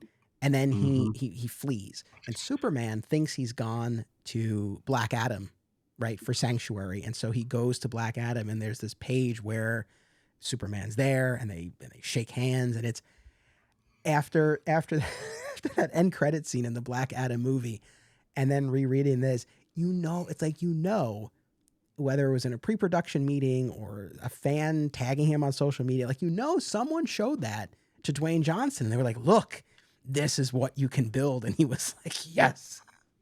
And we all know how that went. But in any event, it's a cool scene between the two of them, and seeing them stand toe to toe and all that. And again, Superman ultimately finds Firestorm hiding out in Russia, but he's able to undo the effects. In any event, that leads to larger aspects. But yeah, this whole idea, the thing that I think was most interesting is that seemingly it's true. Right? Like, as I'm talking about this, for anyone who hasn't read it, you probably think, oh, and then it turns out it's a plot from one of the villains. But what we learned from the back matter, right? Because just like Watchmen, Doomsday Clock at the end of each issue has, whether it's letters or, all written for the story, right? Letters or news clippings or secret documents, whatever it might be. Between that and just the main story itself, this idea that I think Ozymandias literally says at one point it's at least partially true. So Yeah. I mean, you find out that they basically engineered the creation of Firestorm, and yeah, that Martin Stein was in made a, that accident happen. and that is the part, the social political stuff that's in this, that fits kind of the Watchmen tone with and how the world's turned against Batman. That's the stuff, like you said, I don't feel like I can reconcile where it takes place in any kind of continuity, because it feels like I missed something. Like, that's kind of where I feel like I should have had a one-off story leading into this about how everything got there. Because it feels like all of a sudden, we're reading Rebirth stuff, and then all of a sudden the world's on a brink of its own crisis. And I don't mean that pun intended. And that's the stuff that I'm like, this is heavy, but I feel like there wasn't the buildup. And that's the kind of stuff that makes me feel like this is more of the outlier Doomsday Clock, where it doesn't fit as nice in the continuity. It kind of has, like, we're picking up an Elseworld trade or kind of, flipping through. Yeah, I mean, it's one of those things. To my knowledge, audience, correct me if I'm wrong, I don't know of any instances where this Superman theory has been referenced or followed up anywhere else. It seems to be pretty confined to Doomsday Clock, and it is one of those things where we're kind of thrown into that in the middle of the action, right? That this theory has already been shared with the public, and you have these protests in the streets and everything, and again, the tensions between the world, political powers are rising. I don't have as much of an issue with that as I do with the idea that might have been like, it could have been its own story, and it maybe should have been its own story. It's kind of fascinating, especially if we're saying that it's true, right? Yeah. So I feel like there was a missed opportunity. I feel like it sort of gets lost in the shuffle here. This whole idea of the Superman theory. It's like, this is fascinating. I agree. I mean, this story is much like Watchmen. It's very layered and dense. I mean, we haven't even touched on the Carver Coleman stuff, the marionette and the mime, and what they kind of represent. Because I think when I read the first time, I was like, this is interesting, but what is this? And I think I know, reading the second time, I had more appreciation for those stories. So I kind of understood more of how they fit and what they represented on the Dr. Manhattan side more. Um, and I will say this, I actually really like the depiction of Batman in this story, because Batman gets beat. He makes mistakes. He's not the all-knowing, never, perfect Batman. He locks Rorschach up at Arkham Asylum because he thinks he's crazy. Like, He he's not he quick to, apologizes later. It's all right. yeah. But even that, it Uh, felt like a real character growth for Bruce to even admit he was wrong and to apologize. and that's why I liked, this Batman. So there's like a lot of denseness. I mean, just the whole, like, Firestorm as a character not being able to, like, he could transmute something, but then he couldn't undo it, and just trying to fix it. And I mean, that whole scene where he's saved the one kid and turned them back, and he's telling everyone, I can fix this, and they're like, just the the Superman's like, wait, listen, and it, like, everyone turns on Superman and like the world turns on Superman and they're destroying like, and then of course we find out that Ozzy, good old Adrian Veidt, had a little bit of hand in it. So of kind of pushing things in this world, even farther. Um, it gets very layered and dense. And like you said, the Superman theory thing is fascinating. And it just kind of like, it's like this catalyst that we throw it out there to be the catalyst, but we never really follow up with it. It's funny. Because when the story's done and over with, it's like, it's still a thing that doesn't do anything. Yeah, so I feel like other than the end between Superman and Manhattan, I feel like that the stretch that we're talking about with Superman and Firestorm and Black Adam is kind of the most Superman that we get in the story. Again, in the first issue, it's funny, and I remember, again, I did that, the other podcast episode years ago on just that first issue. It's like, you read the whole thing and we're just in the Watchmen world, right? And then we cut to our world and Clark is having this nightmare about the night his parents died. He wakes up, right? And he's startled. And Lois is like, when's the last time you had a nightmare? He's like, I've never had one. That's the note we end on. But like we said before, there's not a ton of Superman throughout, but I feel like maybe we can sort of reconcile this because it's ultimately, I do believe, about the idea of Superman.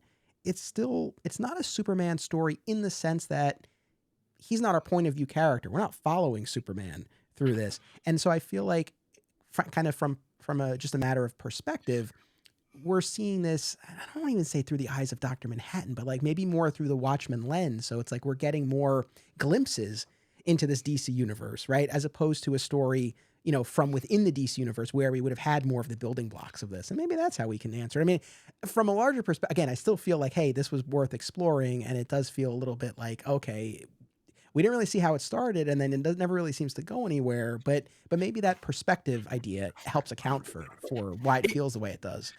It does, because there is no like who is your protagonist in this story? Because it's Hope. Hope, yeah, because both Superman and Manhattan are there. They're present. You feel them in the story, but they're not really like they appear here and there, but they're not in every issue continuing the story and really moving it forward. Yeah. Because I mean, you have it. Go ahead. No, please go. I was like, 'cause you have Adrian, what he's doing, moving it forward to find Manhattan, and then it's like he shows up, and then he kind of takes over and finishes out with us. So, and that's the thing. The structure is kind of interesting, and I know that I know they did an absolute, which I don't have, but I do own the trade paperback that collects the entire thing. But I know that before that they did 2 hardcovers collecting issues 1 through 6 and then 7 through 12. It probably reads fine like that because it almost is bifurcated, where the first half of this story is a lot more driven by, again, this motley crew that shows up from the Watchmen universe, right? And you see them having these interactions with the DC characters where, again, I've never longed for that. I've never been in the camp of, oh man, it would be so cool to see Batman and Rorschach together. But it's like, if that's your jam, you get Batman and Rorschach, you get Ozymandias and Luthor, you get Mime and Marionette and Joker, right? So you get a lot of those and then the comedian, right? So you get a lot of those matchups that if you were sort of fan casting some of these, some of these interactions. But then once especially we get to 7 and Manhattan enters the picture and you start to see more of it from his perspective, there's definitely a shift. I mean, I don't know. Part of me feels like there's maybe something lacking in the structure in terms of how it shifts, or maybe there is something nuanced there that it's like, oh no, it actually works. I don't know, but there definitely is a shift during this story, no doubt. that would be interesting if I read it again, to try to read it in the 6, like read the 6 issues straight, wait a day or 2, then do the other 6 to kind of see if where I break up and because like I would be more fascinated just like the Question and Rorschach together, like the comedian and Peacemaker, like the ones that are supposed to be there, Night Owl and Blue Beetle hanging out. Like, what does that look like? Because did you notice how none of those characters show up in this story? No. Well, Dan and Lori do at the very end, but yeah, we don't get But no, those interactions. but I mean, like, we don't get Blue Beetle. We don't Oh yeah, get yeah, yeah. none of the DC like versions of the Watchmen characters show except Captain Atom, because Right. Captain Atom, those are where the Doctor Manhattan came from. You You know, know, it's that's I gotta say though, it's interesting looking at all these events back to back because you know nothing's set in stone, right? And you really I think have to be pretty nimble with a lot of this because characters like Ted Cord, for example, right? Uh, you know, we had that whole countdown special before Infinite Crisis where he died, you know, and then he's back. Or you know, Ralph Dibny, or it's like you know a lot of these characters who you know much ado about their demise, and then they'll come back. You know, I don't know. It's just I don't know what my point is, other than yeah, I think just sort of recognizing the fleeting nature of a lot of this stuff, right? And kind of the ebbs and flows, right? Like everyone dies and everyone comes back, and we just kind of roll with it. I think you can appreciate in Doomsday Clock, like I said, the second reading, I appreciated more of like the mime and marionette stories. You know, because at first I thought I was like, what is this? And the Carver Coleman stuff, like when if you were to you look at it in the whole, you know, the whole aspect, I think it's interesting, especially like what trying to figure out what exactly they're trying to say with mime and marionette. You know, these two, like, we get their whole story. You know, these basically two outcast immigrant children who basically become friends, fall in love when they're, what would you say, 10, Mm-hmm. you know, and kind of start their life of crime. They have a kid that gets taken away, and they have no idea where it's at. We find out that um, that kid goes somewhere special.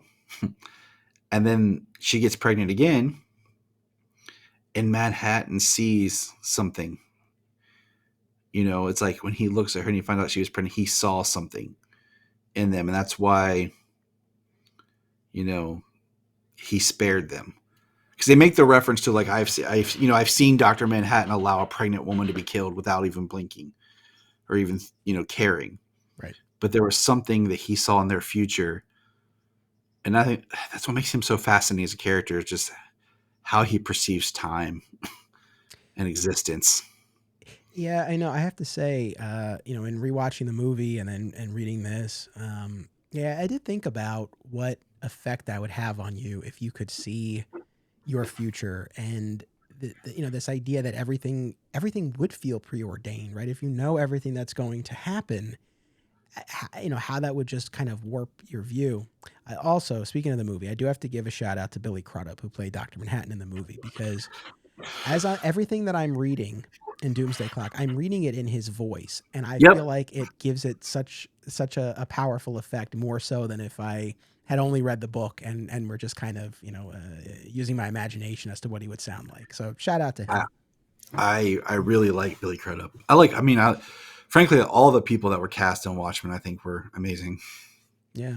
But with Mime and Marionette, yeah, well, I mean, we ultimately find out when we get to the closing pages of Doomsday Clock is Dr. Manhattan, after this experience with Superman, which of course we'll circle back to, he's gone back to the Watchmen universe, which has been ravaged by nuclear war, and he remakes it essentially, walking across the planet, it seems, and before he, as he says, expends the last of his energy, seemingly ending, Killing right? himself. Yeah, But seemingly ending himself. Uh, Anthony, wouldn't you say he's being rebirthed? yes.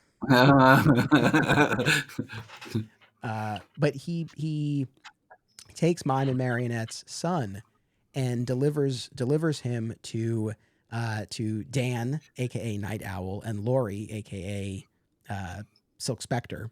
Right? I always get what's Yeah. Sally, was Sally Jupiter? Yeah, because it's Silk Spectre and then Silk Spectre The 2. second, got it. Because They there's Night Owl and then Night Owl 2. Right. So they're together and they're living out in the suburbs and hiding under the name Hollis, right, in a nod to the original Night Owl. And this young boy who's now you know kind of been cared for by Dr. Manhattan to a point and given the name of Clark, right, shows up at their doorstep. And more importantly, what Dr. Manhattan tells us before we see this happen is that he has, I guess, learned the lesson that we talked about earlier about the importance of the child being loved and then returning that love to the world, right? So he recognizes the importance of placing Mime and Marionette's child, who he names Clark, with Dan and Lori, so that they can love him and raise him, because he has seen what this child will do.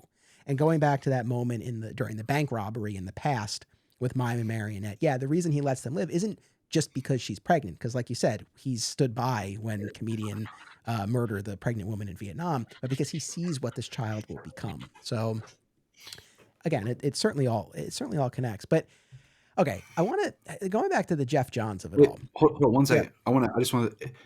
I look at it because like it's interesting because Mime and Marionette are able to keep their second child, which is their daughter. Their first child that they were searching for, their son, is neat because it's once again Dr. Manhattan manipulating time of when he takes that child. But in a way, he infuses the last of his power into this baby, into the child, and in essence, he brings hope to the Watchmen world by putting a Clark, the Superman, into their world.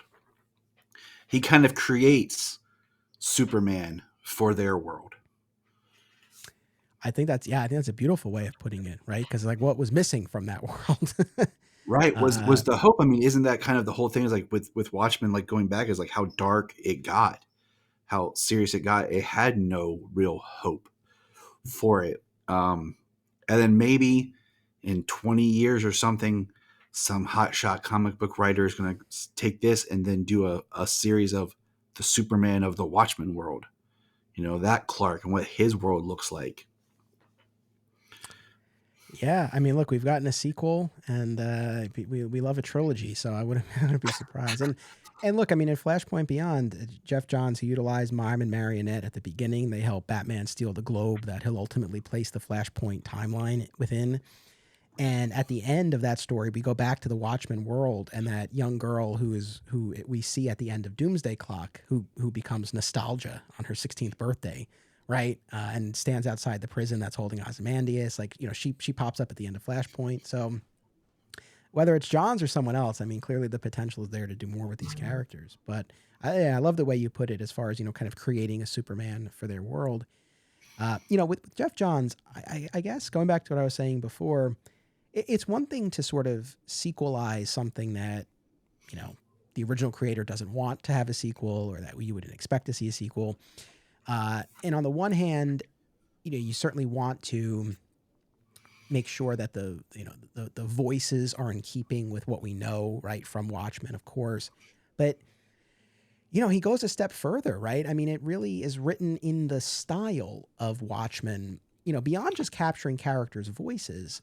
He and Gary Frank, and, Gary Frank, the art on this is incredible. They utilize that 9-panel grid layout, Yep.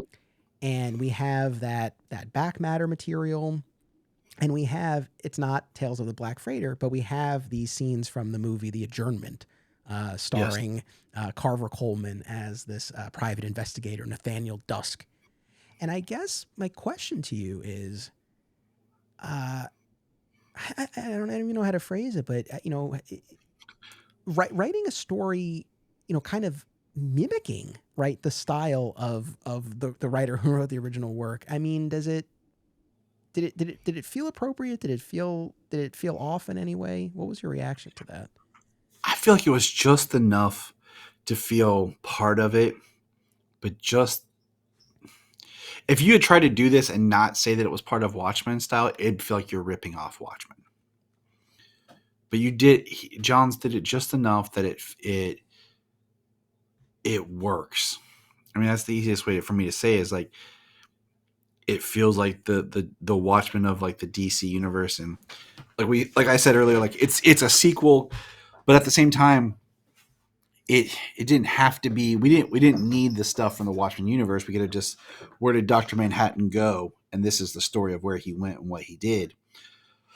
Um, but at the same time, it kind of was the sequel to Watchmen of like how he changed what you can. I mean, this just came to me like you can look at what Ozymandias was trying to do, what Adrian was trying to do, and unite the world. Maybe that's what Manhattan did by putting the hope of like a Superman character, almost a messianic character, if you must, into the world that can be raised and be one with them, and not be like what people always subscribe Manhattan to be, but he wasn't. I don't know. I kind of went on a tangent there. Well, no, I guess, I mean, I'm sorry, maybe I wasn't clear. I guess my question is more just in the writing of this story, the style Yeah, of it. Like, is that's it, where I started, and then I just my brain was like, "Wait, you're putting other." But I mean, I'll rephrase. Let me say this. So I guess I think there's an argument to be made that we have Geoff Johns mimicking Alan Moore. So I guess my first question is, do you agree with that, or do you feel like no, it's not just an imitation? I feel like it's And not then just an invitation okay, because I feel like there's enough Geoff Johns in there. okay, Because say whatever you want about the guy, he's still a really great writer. And I've appreciated and enjoyed most everything I've ever read that he's written. So I can see Johns' wording, his fingerprints. It's kind of Geoff John, almost like I don't say a cover band, but like he's channeling, I guess the best way, Alan Moore's style, but it's still Geoff Johns. So fair enough. It's funny. I was thinking about this. And it's all blending together. I don't think I said this in the prior episode. Maybe I did. I don't. But I remember in a college journalism class, like we had an assignment to write in the voice of an author we chose, and I picked Kevin Smith. And I feel like I did tell this on the last episode. Sorry, but I feel like that's a very dirty paper you wrote. yeah, there. I mean, I didn't lean too heavily into that, but again, like very verbose and self-deprecating and all that, and like it was an interesting exercise, but it wasn't something I wouldn't want to live in that space. And so it's just kind Yeah. of interesting when I see what I perceive, and and people might disagree, and the authors would disagree. But when I see like Scott Snyder writing like Grant Morrison or Geoff Johns writing like Alan Moore, because to me it's one thing to sort of follow up on threads or ideas, but when we sort of are more following the style, I guess maybe I bump up against that a little bit more, but I don't know. Hmm. It's a well done debate. Yeah, I don't know. It's just kind of interesting to me. Now, at the same time, though, all that being said, because I had a little bit of a journey with this, and I was gonna say, and I'll still say it, and this is kind of my flip statement. I was gonna say that, Rorschach the second is to Rorschach the first, which Geoff Johns is to Alan Moore, right? Like this successor doing an imitation, but not being the same or not being as effective. But this is the journey that I had, because what I realized, especially as I was reviewing the material again, Rorschach the second, right, has that whole journey, and going back to Batman, and so we haven't even said this yet, but right, Rorschach the second is Reggie's the son of the psychiatrist who was working with Walter Kovacs, right? And Yes. um, Reggie has received this information from a fellow patient at the facility where he's staying, but it's been, the fellow patient, Byron Lewis, has been selective in terms of what he's shown. So Reggie doesn't have the full picture about how much dealing with Kovacs kind of broke his father, right? So when he initially dons the mask, he doesn't know the full backstory. And as he learns it, it kind of shatters his worldview, and he wants nothing to do with this Rorschach identity and mask. And it's ultimately Alfred with those delicious pancakes and Bruce at the end, right, who are able to get through to him and be like, hey, make the mask mean something new, right? Put your own stamp on it. And I feel like, and I know detractors might disagree, but to Johns' credit, I feel like he has a similar journey as Rorschach the second, where he makes put this himself its in it own almost. thing. It's Yeah, almost like yeah. he inserted himself as a character. The thing I thought was interesting about Rorschach too was the thing that you don't get in Watchmen is they talk about the psychic, like and that's always something I think I was kind of like about, was the idea that they had a powerful psychic that they hooked up with that alien machine that was actually screwing with people's minds. When besides just killing a bunch of people, he was messing, and that Reggie survived. But you find out that a lot of the government were tracking down survivors and basically mass killing them, and like his brain was all messed up, and like there's times where he's trying to hold on to what he knows is real and not fall into this pit of where his brain was basically scrambled by this powerful psychic that was connected to the squid. What is the squid? And I thought that was interesting because that wasn't something that was really explored in Watchmen because we didn't have time to do anything with it. I thought that was a great touch too. I mean, the idea, psychic aside, but just the idea of the mental toll, right, for those who survived but lived through this. Because look, we've recently passed another anniversary of 9/11, and I got sucked into like a YouTube hole of like watching videos and stuff like that, and it's like, yeah, when you go through that kind of trauma, and in the context of this fictional world, like this giant squid monster, like something that is so so alien, literally, what that would do to you. So the idea that you had all these people in mental institutions, it rang true. It rang true Yeah. for sure. But yeah, I loved the moment that Batman had with him. Uh, and I also, just another quick random Batman thing, but it was so funny to me. I thought this was a great touch where midway through the story, right, Joker gets the drop on Batman, right? Ozymandias like drops him out of the ship, and Joker actually gets him and has him tied up and like wheels him into this supervillain meeting.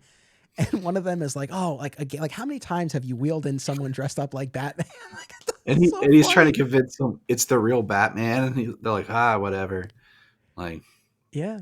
So again, going back to the central Manhattan and Superman conflict. So, and just this whole idea of manipulating the timeline, right? So he sees that Superman occupies this unusual space that the universe forms around him. He's witnessed these shifts in his timeline and all of that, and he tinkers by removing the Lantern. We don't have the Justice Society. If not for the Justice Society, we don't get Superboy, and we don't get the Legion and the Kent Sty and all of that. And you referenced this earlier. Dr. Manhattan references the New 52 version of Clark, and describes him as being more, I think, distant or detached from humanity. And he's like, I identify with this version more. What's funny? I've come around a lot on the New 52 Superman, and I would definitely say he was more, more on the, on the brash side and a little bit less restrained. But I don't know, detached from. Do you agree? Do you agree with that assessment of the New 52 Superman? I mean, yeah, but I mean, I think in retrospect, you look back, like he lost his parents at a younger age, and I think he had maybe carrying some resentment, anger, and guilt through that. It was also trying to be that younger Superman, like usually we think of Superman, I think because of the movies and stuff, like he appears like at 30, and this is like, oh, this is Superman like if he was in his 20s, like he just starts out and kind of just continues. So I could see that. I mean, there's some stories I really liked in the New 52 with Superman. There's some I didn't. Um, I felt the character was kind of. I feel like that version, you can't put such a pinpoint on who the character was. Like it was Superman, but some of the Superman hallmarks weren't there. Yeah. I don't know. It's interesting, and maybe it's just a generational thing for us, because like when the rebirth happens and that other version shows up, I was like, oh, this feels like Superman that I Right. grew up with, but there's no less validity in the New 52 Superman than there is in the other one. Yeah, for sure. I mean, like I said, I've come around a lot on him. I suppose so. Okay, when we find out exactly what Manhattan did and why, and then we'll still get to what this is building towards, this future that he's seeing or not seeing. I thought that it was interesting to see exactly what he had done, because when you read the Rebirth special, Wally comes with this warning that someone stole 10 years, like just ripped 10 years, and that's why they're all younger and there's certain relationships aren't established and mentorships and things like that. And had it just been that, I feel like we would have only gotten so far. So I think this is a far more satisfying explanation for exactly why Manhattan did what he did. This is where I'm torn. Okay. On Okay. the one hand, I think it beautifully kind of ties together the history of the DC universe with Superman at the center as this bridge between the past represented by the JSA and the future represented by the Legion. So I think that's cool, and it honors the legacy of the DC universe and of those Justice Society characters who Geoff Johns himself made me a fan of. And that was one of the things that always bummed me out about the New 52, is that they weren't there. They weren't there as the predecessors to the Justice League, right? As these older mentors. You know what? Just as quick, it took me a while reading the New 52 to realize that they weren't there. Aw. just because like I was reading all the books and like I was like, oh, they're introducing stuff, and like it was a while into like because I was trying to read everything that I realized, wait a minute, something's missing. Yeah. I just didn't think about it at first, but So there's a lot to be said for that. And I mean, I guess on a practical note, because there's a conversation that young Clark has before he goes into his prom with Jonathan and Martha in the car. And we see it play out in the version of the manipulated New 52 timeline, right? Where there's been no JSA. And then we see it play out after Manhattan restores what had been, right? And essentially, what we glean is that without the inspiration of the Justice Society, right, Clark is not inspired to become Superboy.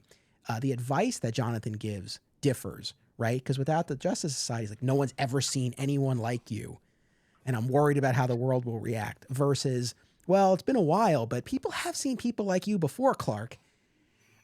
And Clark having that inspiration and becoming Superboy, that's what seems to sort of be the fulcrum point here, and it's what allows him to be there to save Jonathan and Martha. And I guess, like, it makes enough sense. But as a Superman fan, and I want to get your take on this, like, I'm a little bit split because I guess on the one hand, I'm still coming to terms with Superboy, and boy, wait till we get to next year. But the idea that Superboy, him being Superboy, is so determinative. And even the idea of the inspiration, it's like I don't know. I don't know that I need Clark's journey to be so reliant on there having been mystery men in the past. Well, I mean, where do you land on this? Because I don't know. Like, I don't have a definitive answer. Like, I feel mixed about it. I think to make the JSA work, you kind of need that because that's always been kind of my thing. Is like because I've always wanted to subscribe to the JSA as being like that's Earth 2. That they're on the Earth too, but then when you pull them to the main Earth and you try to rebuild that history, I think you kind of need that because I, like you, I'm not so much a fan of Superboy Clark Kent. I like the idea more along what I call like the Smallville. He did things as Clark, but then when he decides to reveal himself as Superman, because I always make the joke like, when did he wake up and go, you know what? I am now Superman. I'm not Superboy anymore, And then he's like, don't call me Superboy, Mom. I'm Superman now. Like voice cracks and everything. So I understand where they're going in this story with that. Like but what would have stopped Clark from saving his parents if he wasn't Superboy? That's the You know, thing. it's still Clark with his powers. It kind of just makes me feel like, did he need that inspiration? Because I always look at Clark as the inspiration for the other heroes. Superman reveals himself. The other heroes are like comfortable. They reveal themselves. He is like the dawn of DC. Okay, throw it out there. His appearance is what brings the heroes to the light. It's the next step to the superhero, and that's just how I've always looked at it. But if you want the Justice Society to have existed, I think you kind of need this. When he appeared as Superboy, it's that Gary Frank art. So immediately I thought of Secret Origin. Like, is Geoff Johns just kind of solidifying that his Secret Origins is Superman's origin? Oh yeah, I Um, 100% took it as that. so, and I just kind of rolled with it, like, okay, because I know my personal feelings on just like, Superboy. It's that cold, like Superboy goes to the future with and has these adventures with the Legion, then comes back at the exact moment he left, having learned his power from the people he inspires in the future. Almost a little John Connor thing going there. And I have a crazy Terminator theory I'll throw by you one time with time travel when we have more time to chat. So I don't know, but it just feels like wearing a costume doesn't make you Superman or not Superman, or Superboy or not Superboy. Clark is just as capable of doing the exact same things. He doesn't have to decide to be out there and be Superboy to save his parents. I It, think it that's just it takes me one step back to having this past of these people who did things that instill hope in some instance that made people want to aspire to be better. And Clark looked at that inspiration to always want to be better. But I always took it that Clark was just always wanting to be better because it was who he is. someone who wanted to help and do better without even kind of needing that inspiration. It was innate in him. That's the thing. And so that's kind of what I struggle with this. And yeah, maybe part of it is being a Smallville fan and watching it for so long. And yeah, this idea that I agree with you. It's like even if he didn't have a Superboy name and costume, he still would have saved Jonathan and Martha if it were within his power. So at the same time, I think when you look at the bigger picture, I guess, of what this was trying to accomplish, and as much as, yes, I think centrally it is about Superman, but it is about restoring the JSA and the Legion, right? There is this bigger picture component to it. And so I think kind of structurally, it is a very clever touch of, the moving of that lantern. No lantern, no JSA, no JSA, no Superboy, Ma and Pa die, no Legion in the future. It ties everything together. In my mind, it just makes Clark too reliant on the inspiration of the JSA. And I feel like, I just don't necessarily like that reliance. I like a very light touch, right? Like the notion of, there were these mystery men, and maybe in the back of his head that sort of motivates a costume to some extent. But I'm talking like a very, very light touch. Like I don't need that to be kind of a driving thing. And it's not that it was even so that they were so, hammering that point home in this, but it was the key distinction between the two timelines. So I remain mixed on that. At the same time, when we get to our big conclusion here and you see the restored JSA and Legion and Jay Garrick with that helmet coming up and saying to Clark, "Sorry, we're late, son." And he's like, "Hell, better late than never." And you get that giant double page spread after page of that 9-panel grid. It's a soaring moment. It's really cool. And again, it shows you kind of the picture beyond just Superman. So I can respect it. And I fall right there with you. Like there's a respect. I mean, I'm looking at issue 12 here, and I think one of my favorite is like, in this issue, you have Superman fighting all these other metahumans. Like it's him and Dr. Manhattan. Then, like Black Adam shows up and he's just getting like pummeled because he's just fighting all of them, and he's yelling at Manhattan, like, "Why aren't you doing anything?" And there's a line that Manhattan says, he says, "I remember this feeling. Millions will die, a complicated prospect of peace brought to an unhinged world. Killing Walter Kovacs, I became part of the lie." And I think that's like, it's Manhattan reconciling his role that he played almost in the destruction of the Watchmen world. Because he stopped Rorschach and he bought into the peace and let it kind of rot. And I think that's part of why he does what he does at the end. The other big piece of this is what it's all building to, or at least what Manhattan believes it's building to. So we talked about how he changed the timeline. There's this idea that the innate hope within the universe is fighting back, right? Like Wally West breaking free and everything. And what Manhattan, starts to realize is that looking ahead, I think it's a month into the future, the last thing he sees, right, is Superman coming at him in fury and then blackness, right? So the question to Dr. Manhattan, and it's a binary choice, right? There are only two options. Either Superman destroys him or Manhattan destroys everything. Those could be the only reasons why he doesn't see anything beyond that. Right. And so that's what all of this is building towards. And to him, it feels like this inevitability. And at this point in the story in issue 12, the Justice League, right, they're off world, they're on Mars. We talked about that explosion in Russia, which was orchestrated by Ozymandias to make it look like Firestorm initially had killed those people. But the Justice League tracks the energy source to Mars where they find Dr. Manhattan. And again, it's, long story short, Ozymandias ultimately realized... it's a great issue of just, if you like the characters of like Guy Gardner running his mouth and, Manhattan taking his ring off and crushing it and just... Yeah, you get, John's definitely had fun with the kind of the looser content restrictions, because Guy Gardner has a line to Manhattan about Darkseid. He's basically saying, like, you think you can mess with us? We made Darkseid lick the shit off our boots. It's like, whoa. It was a Black Label book, man. Yeah, but anyway, Ozymandias we learned this later, but he realized when his pleas to Manhattan were denied, right? Manhattan did not agree to go back to save their world. But he talked about this impending collision with Superman. Ozymandias orchestrated events to get the Justice League off planet and to pit Superman and Manhattan against each other, believing, and ultimately accurately, I suppose, that Superman would be able to get Dr. Manhattan to act. But and that's the other thing too that's interesting, and Manhattan explicitly articulates this whole idea that he watched a comedian shoot a pregnant woman and did nothing, right? He stood by and watched as Ozymandias brought about the destruction that he did in this misguided attempt for peace.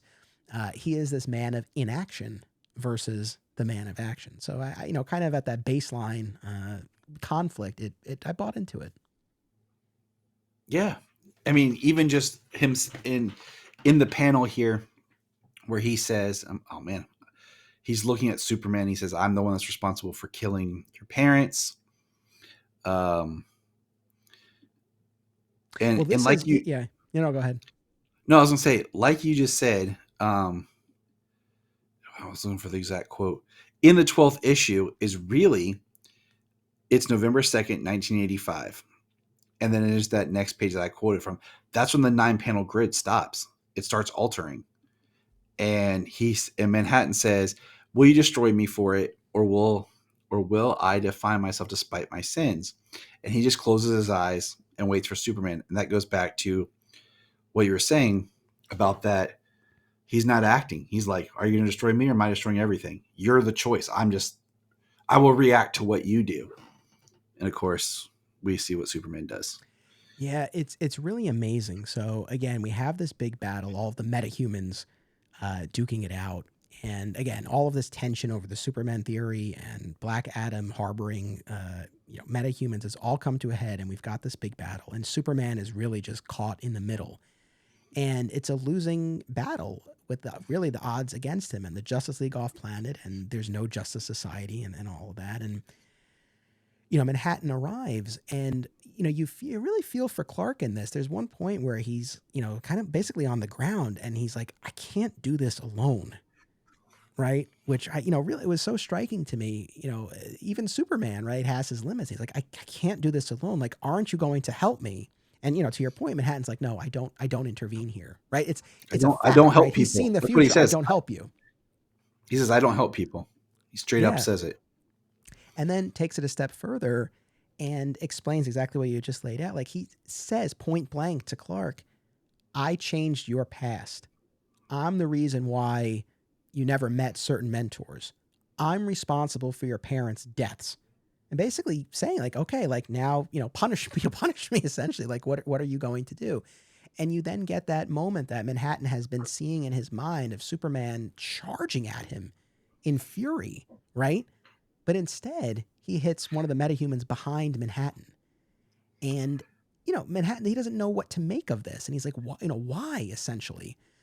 And I mean, I don't have the exact quote top of mind, but essentially, Clark says some version of like, you think there's only one way here, but I see those photographs, right? That's another piece of this, that photograph from Watchmen of John with Janie, right? Yeah. That as he's walking through time and through the world, he's generating these photos. And, Clark doesn't say this explicitly, but you have to imagine that there's a big part of him that sees these photos that Manhattan is creating. And, that's the other thing too. Clark meets this guy in the middle of all this mayhem, right? And so he's getting thrown this information, has no idea what's going on. But, he sees this and he doesn't say it, but you have to imagine that there's a part of him that sees Lois in that, right? Like, I have Lois, and I know if I were a being like this, I would probably be generating photos of her. So it's like he has some version of what I have, right? And maybe there's some sort of connection point there. He says, you right now you have a choice to make. You talk about me destroying you, or you destroying me, but because all you see is beyond this is nothing. But maybe there's a third choice, and then you go to the next panel, which my computer is being a pain in the butt. But he talks And about the Clark, photos, right? And he says like, who maybe is if, she? yeah. He says, who is she? And Manhattan's like, she? You're creating those photographs with every step you take. I assume they're important to you. And, we kind of start to see the replay of how Manhattan was created. He says she was and back to Clark, maybe the darkness you see, maybe it takes everything you have to save your world. Maybe you make that choice. Yeah. And Manhattan has this moment of realization and reiterates this idea, counter to what he had said in Watchmen of nothing ever ends. Here he says everything ends. And we see his powers activate and everything goes dark. And we'll come back to that in a second, but this whole thing about, you think it's one choice or the other. I love this for a variety of reasons.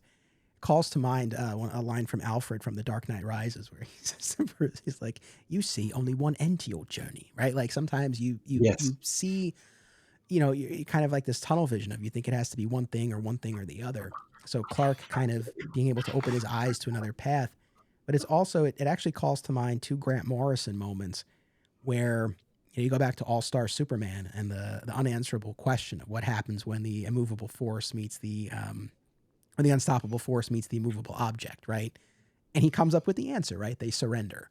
Or in Superman Beyond, where Superman and Ultraman are merged, right? And it's like hate crime meets selfless act, right? Like these opposing, seemingly binary forces kind of creating this new path, creating a new answer, creating a new way. And I think too, like what just stands out about that scene is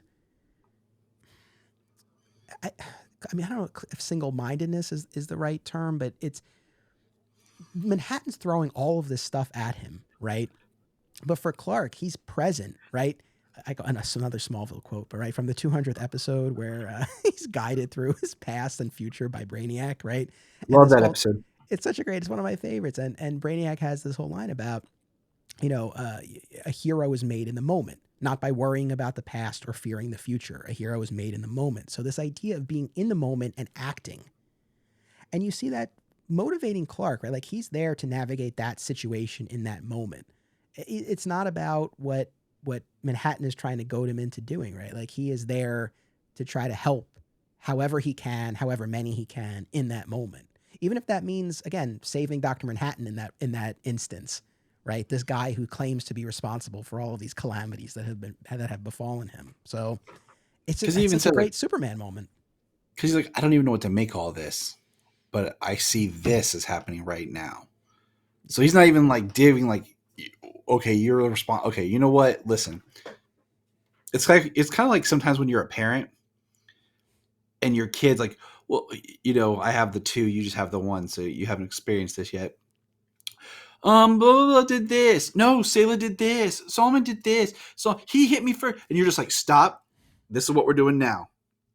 Like you just push. Like, I don't care what happened in the past. What you're saying, we're gonna act on what is going on currently and how we're gonna move forward. And I feel like that's kind of what Superman does here. Is he talks to Manhattan like, I don't know what all you're saying about this, but I do see what this is in front of us now. Exactly.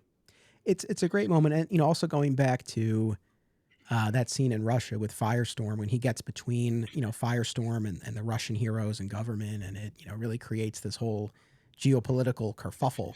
But there too, it's like it's really putting him in a tough spot. But he's operating from a place of just trying to help, right? And I think in that scene and in this one where he's pleading with Manhattan, like I can't do this alone. Like you have to help me. I feel like the story does a good job of showing his frustration and also again this idea that we always come back to of he like Superman acts the way he does because he believes other people would too, right? If given the opportunity and given the means. And so, I think you feel the frustration where, that unfortunately doesn't always bear out. But I love and that's in this book, those are the two scenes like I think we get the most of Superman in that Russia issue and then certainly in the finale. So I think they're great showcases for the character. I Yes. I mean, this last issue is a great just who is Superman type thing. Like, why do we like the character? Well, this is a good example. I do want to point out that as Dr. Manhattan's helping him and he's like kind of ending everything, that Jeff John gets away with 1, 2 pages of pure black. like hey, we're gonna print an entire one single page of blackness, then a 9-panel grid of blackness, then it starts. I Great. know. Awesome. Just Listen, it had been a long 2 years, and I think they needed to get that last issue out before the year ended. But yeah, and it's so we have all of that blackness for a while. I mean, all kidding aside, it has an impact, and it starts with that rocket, right? And again, this notion: the rocket arrives, a child is loved, Superman is made. This time, Alan Scott gets the lantern. Clark has a different conversation with Ma and Pa before the prom. He's there as Superboy to rescue them. We have the Legion in the future. So kind of the world that we had known before the Flashpoint, before the New 52, has been restored. And in the process of this, we get some, I guess, some interesting insight into how the DC multiverse operates, according to Geoff Johns, by way of Dr. Manhattan, where there are a couple of pieces. Number one is the notion that our universe, the DC universe that we follow, is the metaverse. It's the one where when changes occur, they reverberate and they ripple out across the other universes within the multiverse. So ours is the metaverse, the prime one, whatever you want to call it, right? But it's kind of that center point, right, that ripples out when there are changes. And then this idea that all the other Earths exist to preserve every era of Superman. So when Barry Allen in 1956 accessed the Speed Force, right, it rattled the multiverse, or and created Earth 2, right, to preserve that 1938 version of Superman.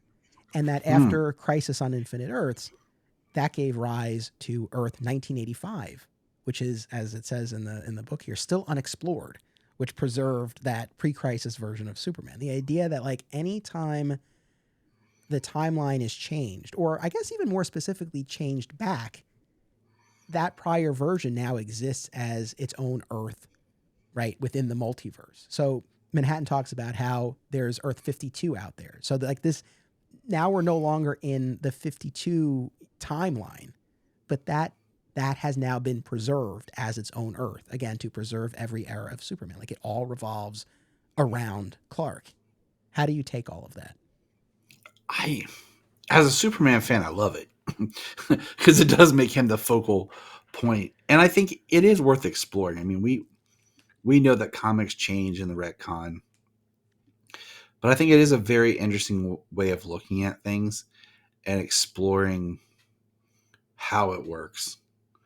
I mean, you just got to kind of go, okay, because it's a neat idea, and then,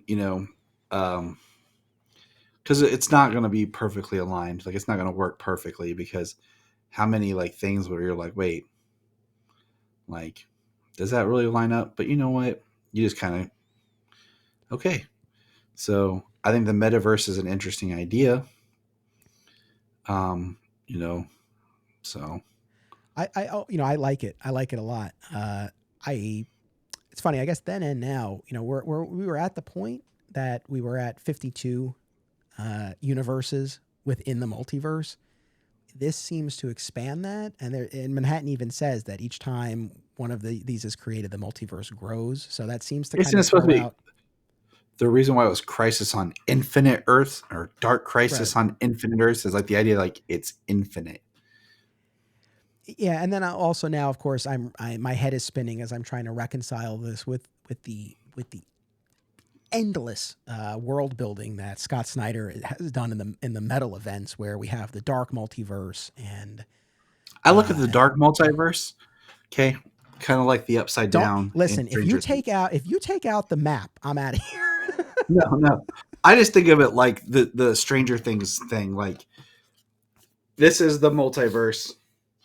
Here's the dark multiverse. It's the Upside Down Yeah. to the multiverse. I, That's how I look at the dark multiverse. to be honest, Like, the dark multiverse is the easiest part of this, but the Snyder run, right, established the omniverse, the idea that it's not just a multiverse. There are multiple multiverses, which just feels like a hat on a hat. It's like, what are we doing here? it's just all a way of saying that everything counts and everything matters, and we can do whatever we want. which fair, but which that's which which means that nothing matters.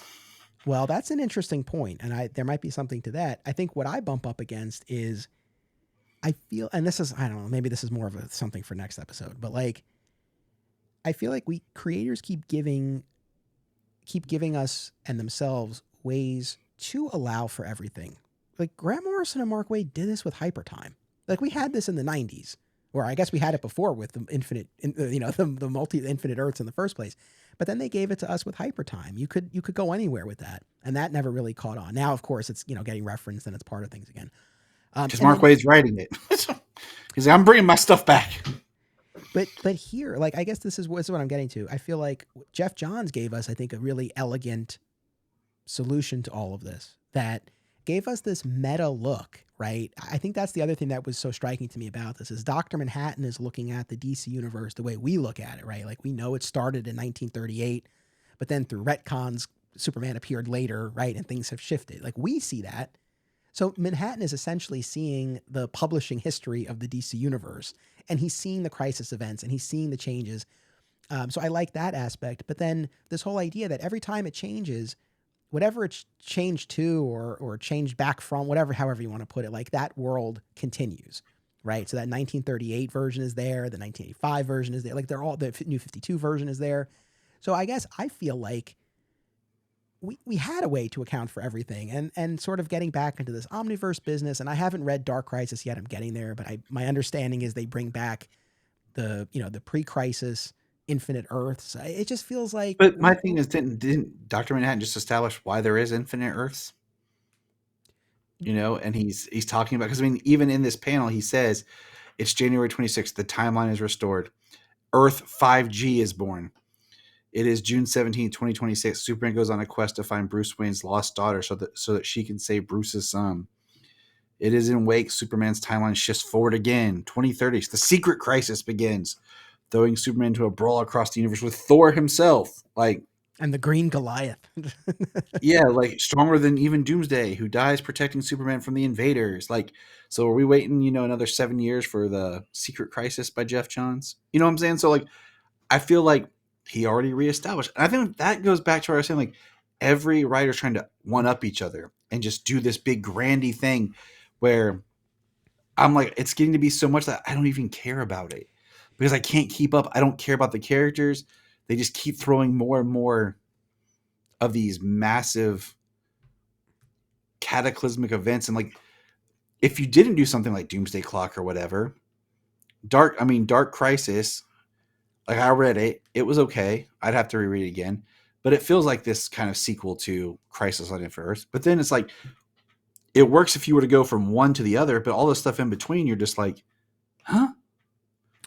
Like, that's the thing. I mean, whether it's one-upsmanship or just the timing of this, they're overlapping these events, and I feel like they are over-explaining, right? Even if they're not outright contradicting, but they're over-explaining something. Where again, I feel like with Doomsday Clock, you got a really, really beautiful explanation for all of this that was grounded to me more in emotion and Superman. So obviously, I'm going to like that. So to go from that to again, the never-ending architecture of Scott Snyder and his, and the World Forger and the monitors and the sixth dimension is the control room of the Omniverse. And I'll save it for next episode. But again, I just feel like this was a really beautiful way of doing it. So again, I agree. And we end with what we've already talked about with all of the heroes, kind of converging and winning the day. And Clark, the last time we see Clark and Lois in the story, reuniting with Ma and Pa.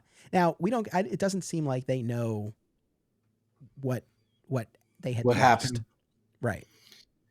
The quote here, he is the bridge stretching across generations that will lead everyone to peace.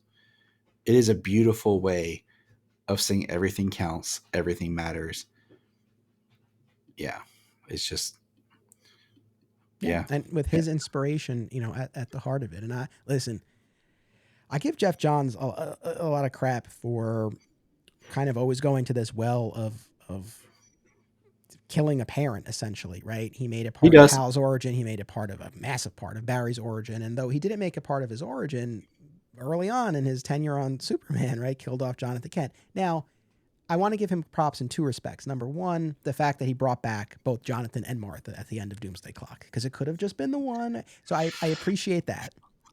Also, though, what I will say about the killing Jonathan, before the New 52, at least it was, it was new territory. I think there is an argument to be made where it's not like he retconned the origin, right, and made Jonathan's passing part of that, which we've seen many times. Like, this was Clark losing his father as an adult, just like Superman and Lois, right? The show starts off with Clark losing Martha, and that brings him back to the farm. And as we get older as adults, I mean, sadly, that is a part of the human experience. And so, I feel like at least that to me felt like, oh, we're not retconning an origin and placing that back there, but we're actually exploring new emotional territory. So I'll give him that. I agree. So I'm just, yeah. What have we not talked about with Doomsday Clock that you wanted to? I mean, we'd I be think remiss in not talking about. I think we hit everything. I'm like, I'm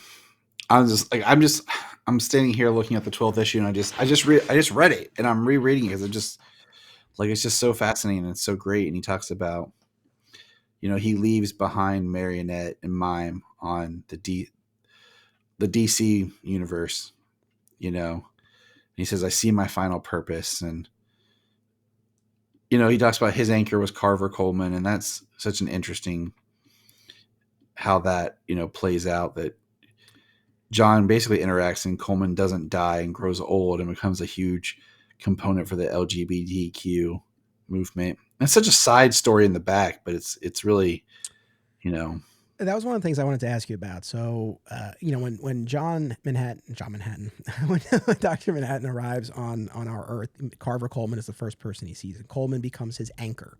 When Manhattan shows up, he can't see into the past or the future. He hasn't acclimated yet to this universe, and he's sort of able to focus his vision, so to speak, through Carver Coleman, this closeted actor who's trying to make it in Hollywood. And they have these annual check-ins, I suppose, and John kind of tells him his future, more or less. It kind of gives him career advice. Essentially, he's his agent. And again, we see, and then ultimately Coleman is murdered by his estranged mother and her boyfriend, who are trying to blackmail him about his sexuality. And, throughout the story, we see snippets of his final movie, The Adjournment, where he is being hired as a private investigator by this cop, and it turns out the woman he was in love with, who had seemingly died, was actually still alive and was using him to, make moves against her husband, this mob boss. Anyway, what I want to ask you is, and this goes back to what I was saying before about, Geoff Johns, like, channeling Alan Moore. How effectively is he doing it? This is essentially the stand-in for Tales of the Black Freighter. I mean, which do you feel served a more meaningful purpose in their story? The Carver Coleman. Oh, really?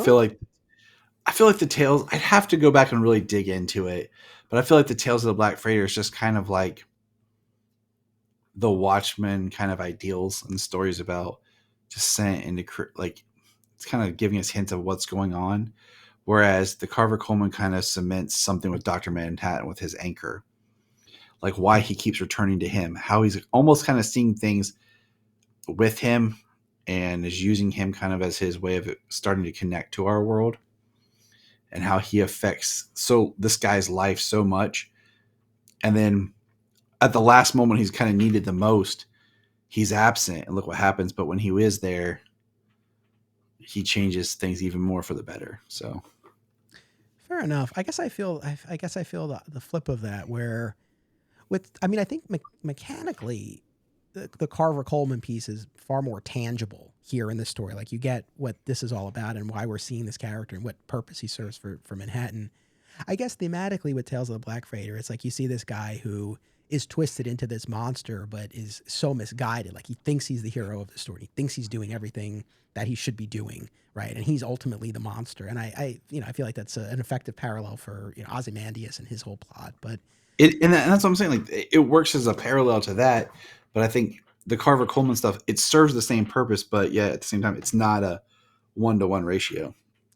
I have to say, I got another another moment that reminded me of a Grant Morrison scene where, when all the heroes have been restored and everything, and they're in battle, Manhattan looks at Clark and he says, "I'm inspired.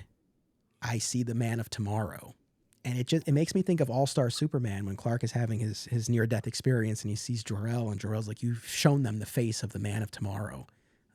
It just made me think of that. But yeah, I mean, Clark was able to, enact this change, right, within this detached godlike being, just by being who he is and by leading by example.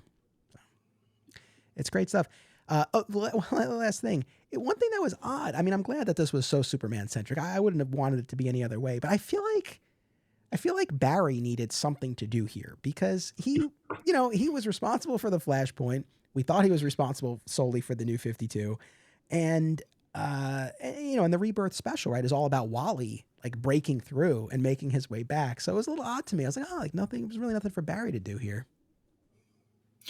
I do feel that the Barry and Wally being absent was weird about how Wally was the one that broke free, knew there was something up, and started to, through his stories in Rebirth, reconnect people when he would touch them, So, yeah. Look, again, I don't, not to make this about metal and death metal, but it's sandwiched in between them. And I'm in the midst of reading all of them. And I just have to say, I mean, this is the kind of story that I want. I mean, this to me feels emotionally resonant and satisfying.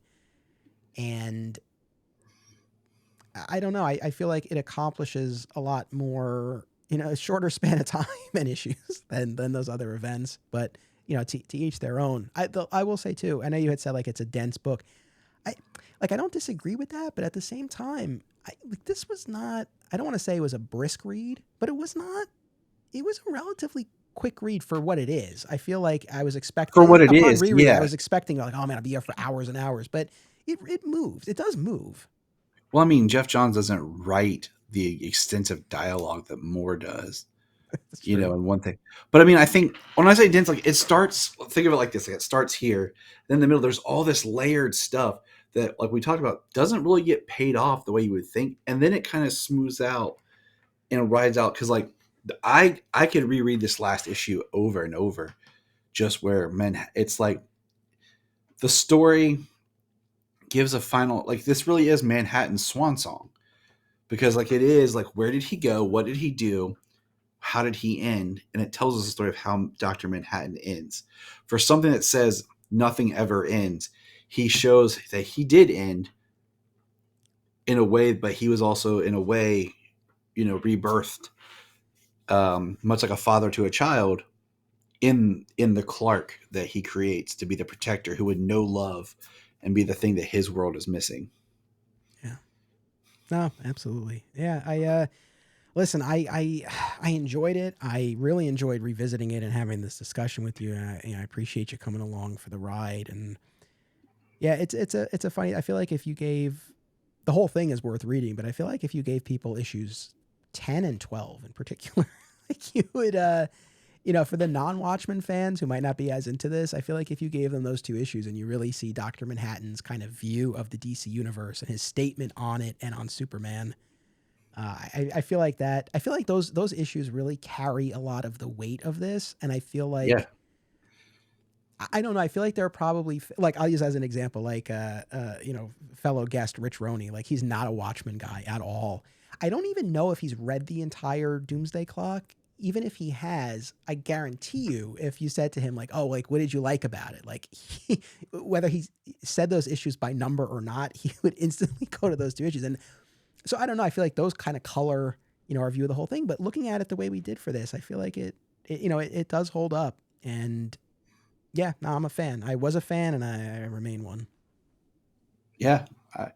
I liked it when it came out, and I like it even more now. And I think if I wait a year or two and then revisit it again, I'll get more out of the whole story, um, and maybe I'll read it up against Watchmen and kind of look at it from that lens a little bit more. I don't know, but I think it is a really well done story.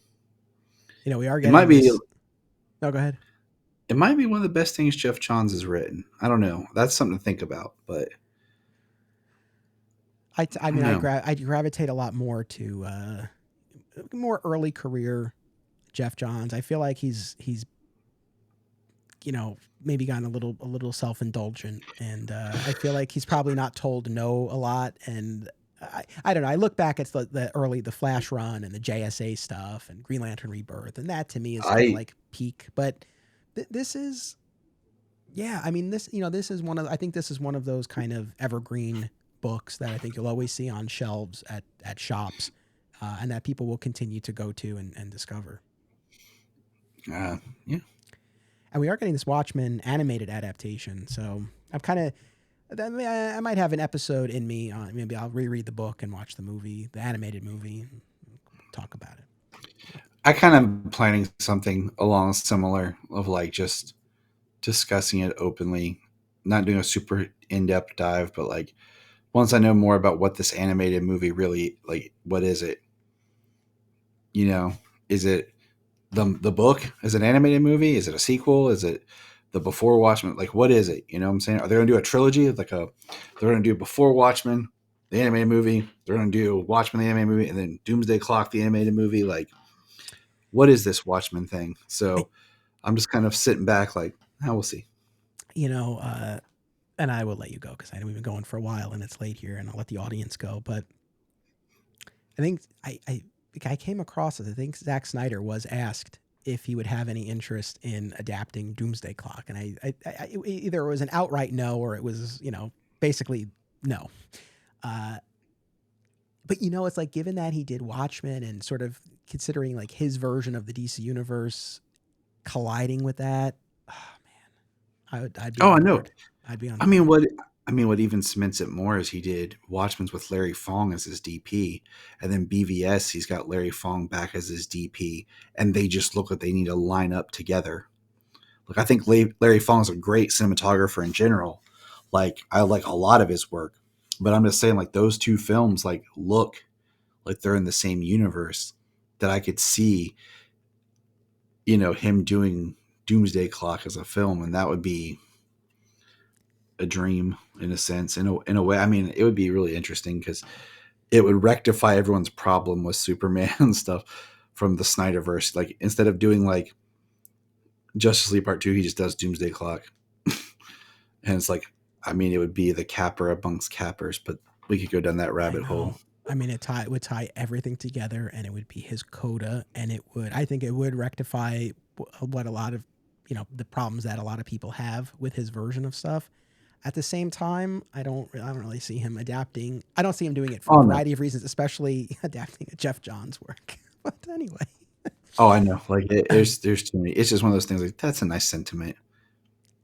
yeah. But I do wonder, with this animated, I think it's a straight animated adaptation of the movie, but I really have no idea. But, in success, I wonder if we could see a version of Doomsday Clock, kind of in animated form, if nothing else. Anyway, thank you very much for this. I encourage You're everyone welcome. to check out the Krypton Report podcast, available on all major podcast platforms and social media. Is there any place in particular you want to send people, or any episode in particular you want to plug? Anything else you want to share? Nah, just check us out. September's been a little bit of a slower month for us. Like we're putting out at least one episode a week, but it just seems slow because Usually I feel like you put been a out lot. like 3 a week. I know because I'm usually like really into it, and like, but this month just been a lot of changes in my life, and my co-host has been busy and stuff, so it's kind of slowed it down. Everybody has some time to breathe. Your show is like like the Daily Planet. It really is like the daily newspaper of Superman podcasts. I know you don't put them every day, but like the frequency, it really has that that feel to it. It's cool. Thank you, I appreciate that. I kind of keep up with everything, and there's been a lot of slowness on the DC side and stuff, so we've just kind of been taking a little bit of break because I don't like to burn people out. So, but No, I hear check you. us out. I say We I don't want to burn people out as we end another 2+ hour podcast. Thank you, audience, as always. I hope I'm glad people have but been into this event. It's been I a lot of mean fun. I mean, if you're gonna go, it's just like if we were reviewing Watchmen, like you can't just go into it and not expect a couple hour discussion. And Yeah. especially now that you have the movie as well to talk about. If we were just doing the book, if we were saying, okay, we're going and just talk about the book, and then we do another podcast like just about the movie. Like that's a couple hours, you know. Yeah. Listen, I like doing these big meaty episodes. It's funny because it's like, yeah, of course we could have done an episode on Doomsday Clock 1 through 6 and then another one on 7 through 12. But I like this is the conversation I want to have where we're weaving through everything. Anyway, thank you, Tyler. Thank you, audience. Make sure you come back in 1 week for the penultimate installment of Red Skies. We'll be getting into the second half of Scott Snyder's Justice League run and Death Metal. Please continue to pray for me as I make my way through this reading material. And I look forward to delivering what I'm sure will be a fun episode. And then the week after that, Dark Crisis, and we'll be done with our event. So keep tuning in. And of course, as always, it's about what you do. It's about action. This show is part of the Flat Squirrel Podcast Network, home to Digging for Kryptonite, another exciting episode in the adventures of Superman, Summoning the Zords, and My Comic Shop History, available wherever you get your podcasts. Be sure to subscribe and leave a review today. Sign up at patreon.com/Anthony Desiato for additional content. Thank you all